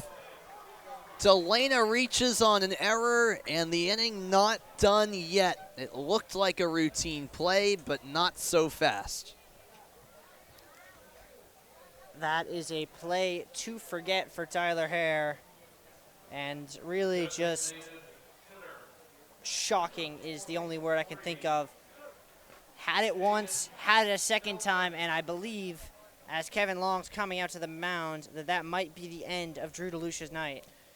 So in all likelihood, after this inning, Newport was going to go to its next arm in the bullpen anyways, but ideally, you would have liked to have finished it off here, although it might just be a word from Kevin Long, and they perhaps will trust DeLucia to finish out the inning. Obviously a bit unfortunate for the right-hander, who it seemingly had a 1-2-3 inning in the books until that ball was bobbled by Hare over at first base. We talked about literally last at bat how good this Newport defense had been. and all of a sudden that happens. If you're Mystic, you know you're not in a position to score a run with something like that, but you've got to take gifts like that in stride and do what you can with them. 2-out batting is no stranger to this team, and now you've got someone on first. But yeah, a rare mistake by Tyler Hare. He's going to want that one back. Talk about rare. Tyler Hare coming into today in 27 games had 1 error. Tyler Hare in the last 2 innings has 2 errors. Uncharacteristic for the all-star and Tyler Hare, but all those worries can be put to bed if DeLucia can take care of the designated hitter, Jaden Hilton. Time was called before this plate appearance begins, and that's because a pinch runner will be entered for Mystic, it does appear.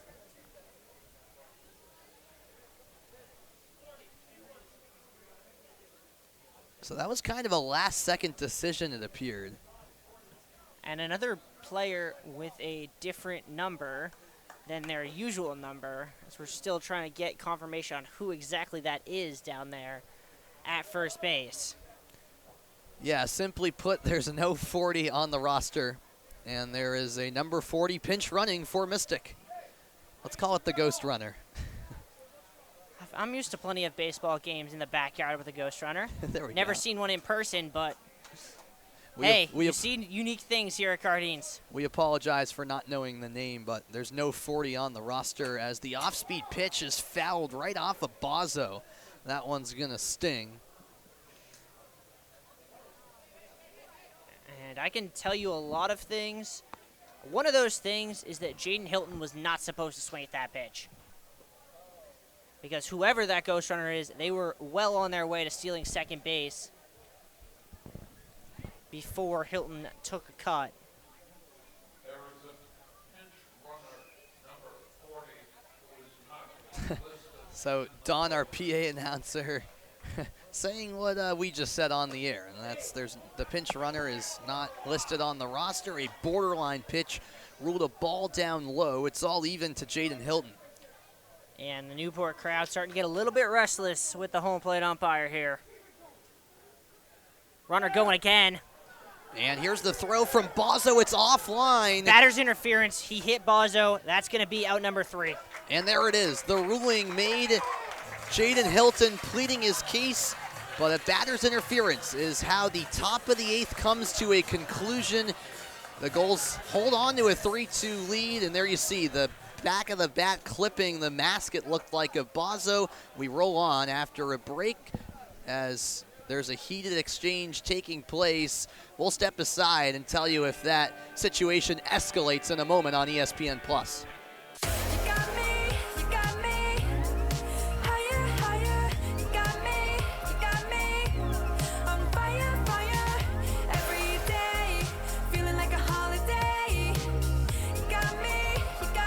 At the time I was a firefighter in Little Compton, and I was teaching a lot of classes, and being up there at 330 pounds was somewhat hypocritical. South Coast Health was excellent in providing the tools and the opportunities. You're re-taught to eat after the surgery. It was exciting to finally know that I was getting to where I wanted to be. Having kids, a 9-year-old son, it makes me feel really good that I'm in better shape to enjoy his childhood with him. I'm very happy, very happy.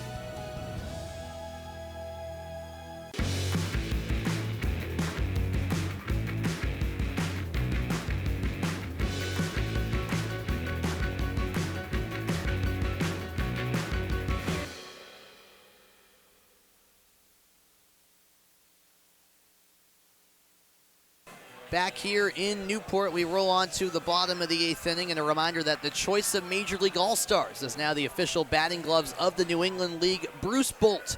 Bruce Bolt batting gloves are handmade by skilled craftsmen using 100% real Cabretta leather. The stitching, materials, and unique design make these the best fitting, most durable gloves in baseball. For more information, visit brucebolt.us. Again, that's brucebolt.us. So we roll on to the bottom of the 8th. It's still a Hamburger on the mound, and a batter's interference is what ended the top half of the inning, much to the frustration of Mystic, and we tried to sort out a few things to confirm Hamburger's the pitcher and find out who that pinch runner is or was. Any luck there, Nathan? Yeah, got both. So we can confirm that we were correct on the pitcher. He is out there, and the pinch runner that came in towards the end of the inning, Juan de la Cruz. There we go. And we can, I'm sure he'll have a bigger role to play as the game goes on, but we can bring you those two confirmations. So they added a 0 to Juan de la Cruz's uniform number. Maybe should have asked about the reasoning behind the number change, but it could be something as simple as, listen, man, I stained it pretty bad last game. Fair enough. It is Randy Seymour leading off the bottom of the 8th for Newport. The Gulls holding on to a 3-2 lead. And he swings at the first pitch, looped opposite field, and it drops down beyond Delana and fair. It rolls all the way to the Cardines Field scoreboard, and Seymour slides in for a double. That is the second hit of the night for the shortstop out of Michigan State. A seeing eye double, if I've ever seen one. Drops right on the chalk and rolls to right underneath the scoreboard where it's almost impossible to field. And he winds out with a double on a ball that went about 100 feet. And out is Phil Orby again, and he's heated again, and he's already on a warning, said his piece in the half inning, and he has got to be careful where he might go here. You can almost see himself trying to restrain himself. He knows he's on that warning, but he's got to be on a very short leash right now. Umpire's still willing to have that discussion with him, and looks like he might just escape getting thrown out. I don't know. He's turning back, though. Maybe it's not as short of a leash as we thought. I certainly would have thought maybe he would have seen the door by now. I've never seen someone on a warning get away with so much. It was the second and third time he continued to turn back and continue that discussion. Now, it never seemed to get too unruly, but he was certainly very frustrated there. Though even now, he is still talking and barking at the umpires. You've got to think one more, and he's done. Well, for now, he keeps his spot over in the Mystic dugout with Seymour on second and nobody out. This is the man you want at the plate in Nico Brini. And he laces the first pitch, deep right field, and it is foul. Ruled a foul ball. It was cranked over the warehouse, but didn't quite stay fair, my goodness. And Coombs is already out of the dugout asking about it. I mean, if there's a ball that's going to leave the park tonight, that certainly seemed like that was the one. And indeed it did leave, but the umpire from the get-go said, no, that's foul, but you know, the crowd certainly here disagrees. Back-to-back wow, what a hit plays, that was. back-to-back coaches upset, and in the end, we're right about back where we started. That's what you get out of a one-run ball game that is quite as tight as this one is. Brini already has a couple of doubles tonight, and a good job there by Johnson to keep the ball in front of him. Count 1-1 now. And it felt like everyone in this crowd leapt up from their seats, including us here in the broadcast booth when that ball came off the bat of Brini, but just went foul in the end. Couple people in a balcony up there over in right field that maybe thought they might get some action to catch the ball. I bet they could tell us a lot better than we could see from behind home plate where that ball actually ended up. I'll tell you one thing for sure, it left. Oh, yeah, for sure. Though if it didn't hit the netting, then that was the correct call, because anywhere on top of that warehouse is foul territory here at Cardines. And I think it was. I think it did hit that roof. So it appeared that way. The 2-1 swung on. It takes an awkward hop, but still managing to handle it was Brinker, who gets it to Delana for out number 1. Seymour advances to third. And another quality at-bat for Nico Brini. 2 for 2 on the day with that walk, and just does his job no matter what.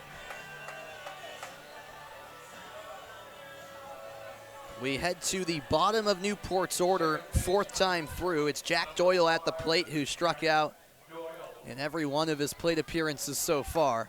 Infield in all across for the Schooners, as they know that a 4th run and a 2-run lead is likely game over in a game like this. All four infielders with their feet on the grass of Cardines Field. Whiffed on for a 1-1 count. Doyle hoping to change the pattern of striking out tonight so far. All he needs to do here is put a ball in play, and it'll likely find a gap with the infield as far in as they are. He lays off, but it's a strike on the inside part of the zone.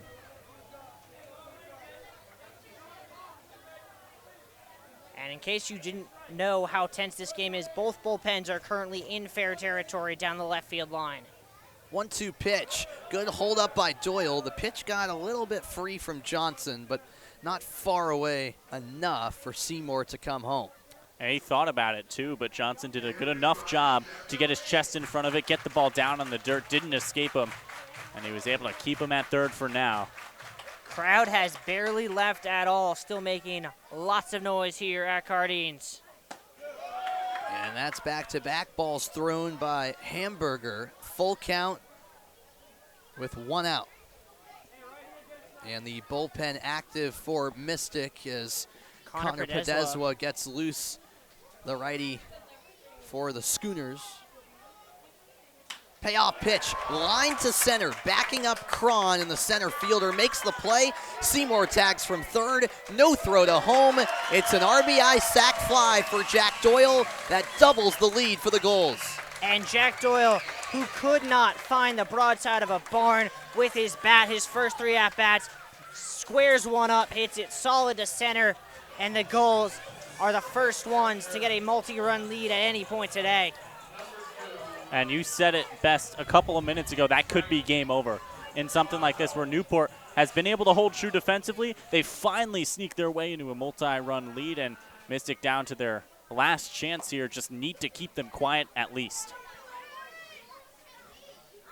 Can Hamburger keep Bozzo quiet and put an end to the inning? Count 1-0. Bozzo, who an inning ago came around to score the what would be winning run at this point. A heavy swing and miss that time around. Newport with the 4-2 lead, trying to get back to winning ways after a loss up at Keene last night. Outside, 2-1. Bozzo had a reunion in Keene last week after being an all-star for the Swamp Bats in 2023. Up high, it's 3 balls and a strike as Hamburger is seeking that third out, but perhaps not coming easy.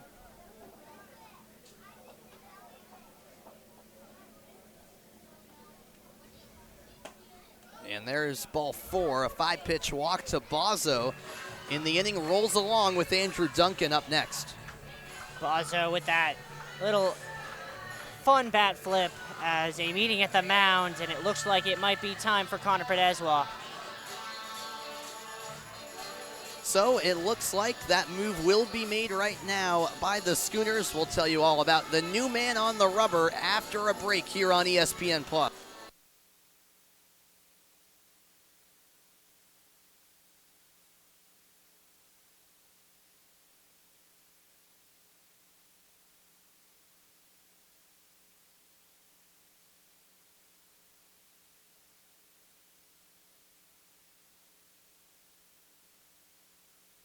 No, that ball was 100% fair. I think he was arguing that should have been called a dead ball when I got stuck under the scoreboard. I don't know. I think he was pissed about previous calls and decided to let them hear it.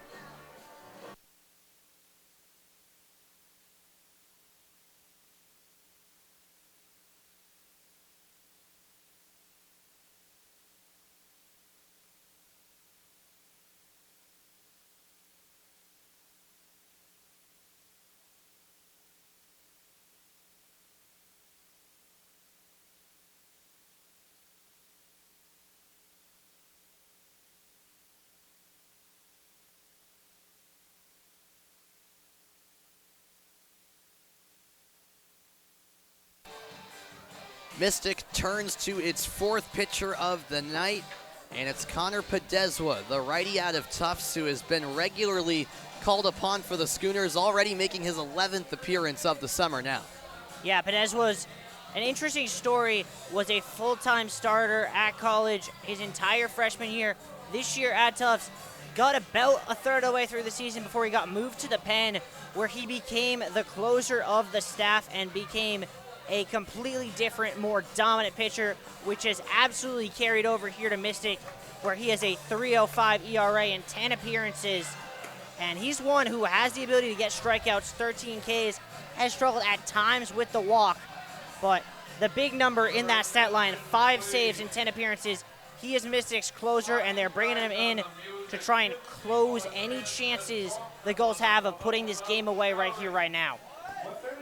And a big moment for Podeswa to come into as our PA announcer, Don, gets quite aggravated with the music continuing to play here at Cardines Field. You just saw a look at Newport hitting coach Ted Regan, and it goes without saying, Nathan, that as Don continues to yell here and distract me, the Schooners simply cannot afford, as I continue to get sidetracked by Don, to allow another run, because the last thing you need is to have to score more than 2 runs to stay alive in the 9th inning looking forward. Absolutely. It's a tough position as it is, and they need this inning to be over. They just need to get out of it. As I will say, it is pretty hard with the outside influences at Cardines, but it's all part of the experience, and now it's a little bit of catch-up that Mystic will have to play and give themselves a chance in this game, but 4-2 is hard enough. 5-2 would be very, very difficult. Greg Bozzo, the runner at first with 2 outs. Andrew Duncan awaits the first pitch, taken down and away for a ball. Podeswa is someone who has, in the past, struggled with some confidence, especially when he doesn't get the first strike. Often, if he can't get the first strike, is prone to walking batters. And off goes the runner, Bozzo. The throw looks sharp, and it is there in time. The tag applied by Brinker. Bozzo claiming he was safe, but it's the 3rd out of the inning. As we take a look at the replay, the throw was a dime from Johnson. And there we see the backhanded tag. It looked awfully close in real time. I think he gets that hand in, to be honest. It looked that way, but instead Bozzo ruled out. We're going to the final inning after this. DeLucia will try to shut the door.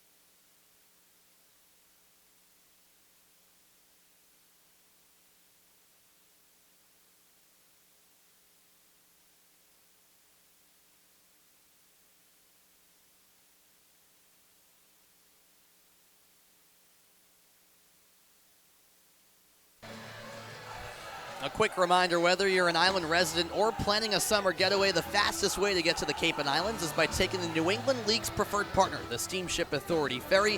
Visit steamshipauthority.com for more information. We go to the 9th and we take a look at the upcoming schedule. Of course, the All-Star break just 2 days away. But before that, Riley, the Gulls have a trip up to Sanford.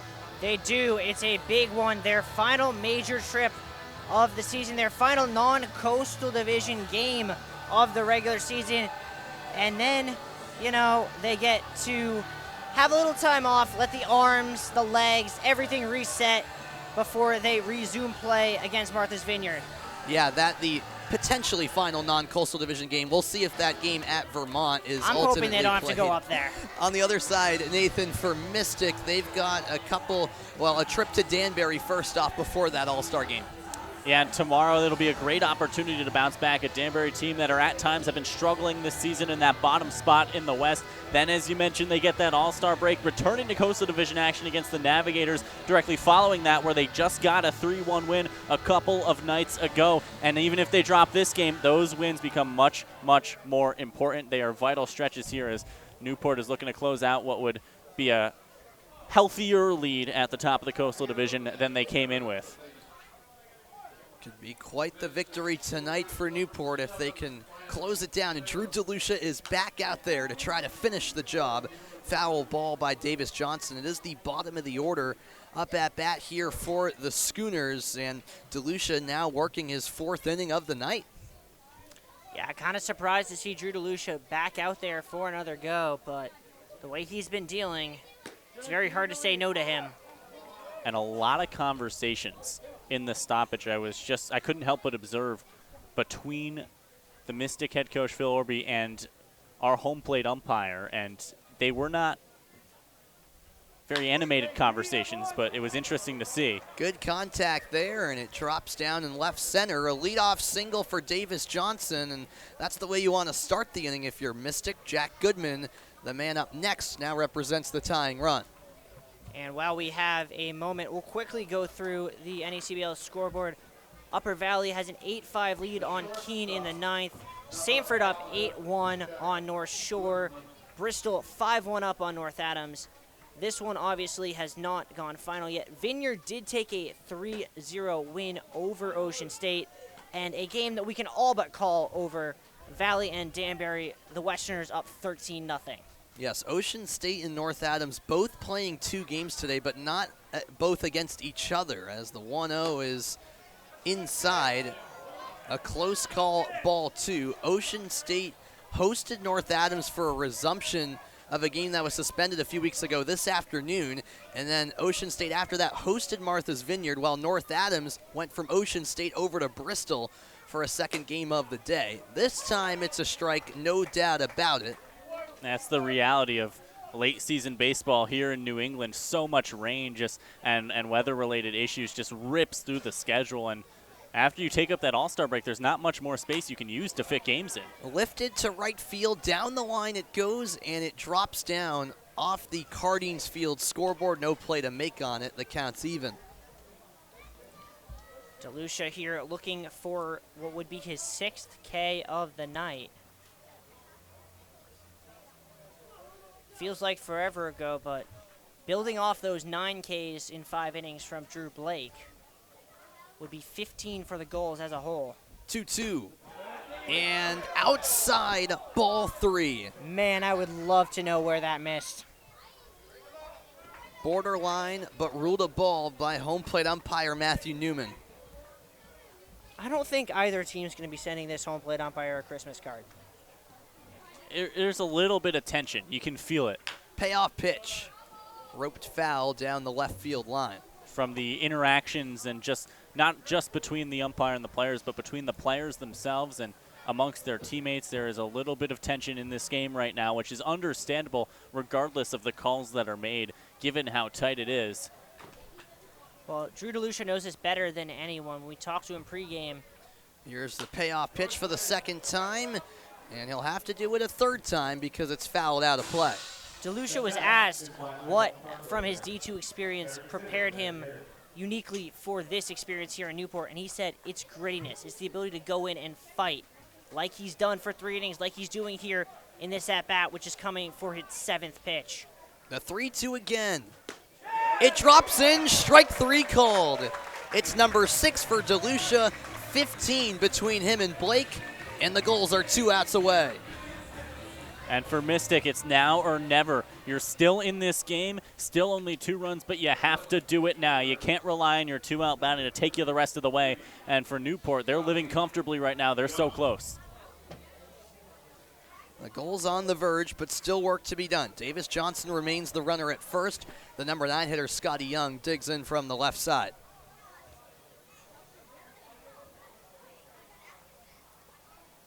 Fastball down and in, clocked at 90 miles an hour. And you see with several D2 and D3 guys, in a Premier League like the NECBL have that little bit of a chip on their shoulder facing some of the top players in the country. And this time, DeLucia locates the zone 1-1. Absolutely, and I think if you're DeLucia, what you have to avoid, no matter what, is letting this lineup get back around to Scanlon. The top two of the lineup have struggled all day for the Schooners. They're 1 for 8, but if it gets back to Scanlon, that could be a problem. A heavy hack and a miss from Scotty Young, and DeLucia needs one more strike for back-to-back Ks.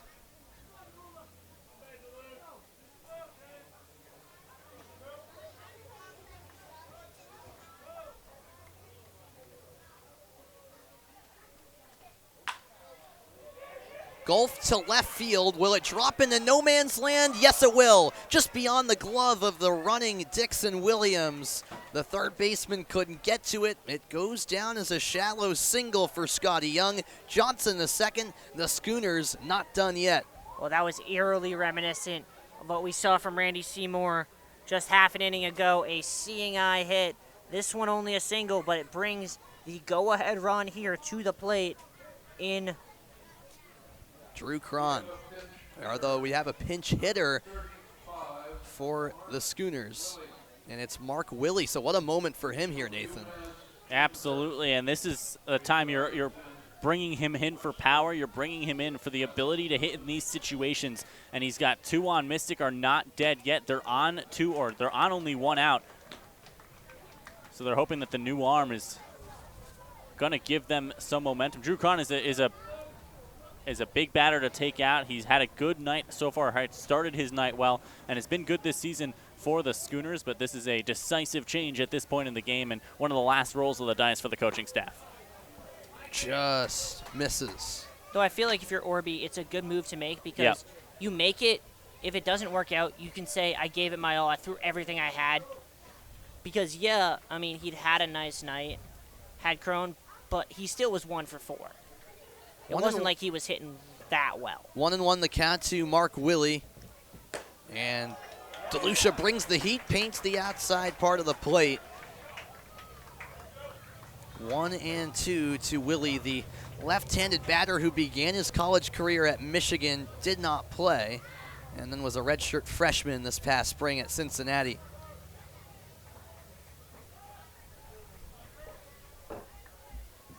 Another strikeout for Drew DeLucia on a swing and miss by the pinch hitter Willie, and the Gulls need one more out to secure their 4th win over Mystic this season. Unbelievable, and that strikeout, it was DeLucia's pitch, but that strikeout belongs to Greg Bozzo for getting his glove down there and catching that foul tip half an inch off the dirt. It all comes down to Matt Brinker, who will try to extend this game, but DeLucia continues to find the zone with consistency. Brinker 0 for 4 with 3 strikeouts tonight.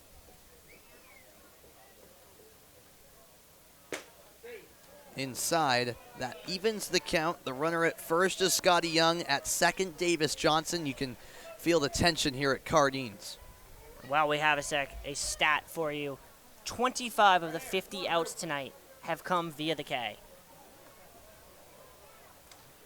Don't see that every night. Off speed and in the dirt. A great block by Bozzo to ensure that ball stayed in front of him.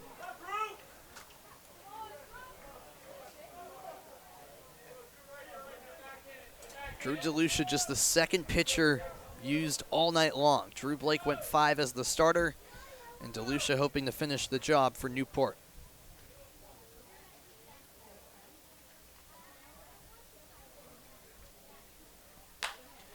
High in the air, center field.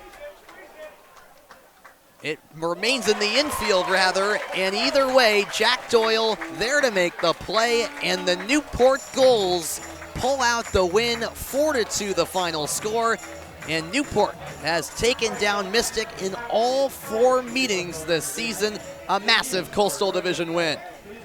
And this was a big one for Newport as well. Mystic, again, we said it when it happened, 2-2. They leave the bases loaded. Will it come back to hurt them? The answer, yes. They needed this win against Newport today. But for Newport, you keep sailing at the top of the Coastal Division. You regain momentum after you lost yesterday. You've got 7 of the last 8 now, and you keep rolling as we head into the All-Star break. Both of these teams have a game left, but a great battle between these two teams and a wonderful game here at Cardines. Yeah, and I mean, I think for this one, it really was the story of the Drews here. Drew Blake, a phenomenal start, 9 Ks, only gave up 2 runs. We thought it was going to be hard for that to be beat. Then we saw Drew DeLucia, and that was as close to perfection as we've seen from any Gulls pitcher since Adam Marr on opening night. 4 innings, 8 Ks, did not allow a run. You cannot ask for better from your bullpen. And after it had been a problem most of the year, when the Gulls needed it most, the bullpen stepped up tonight. That's right.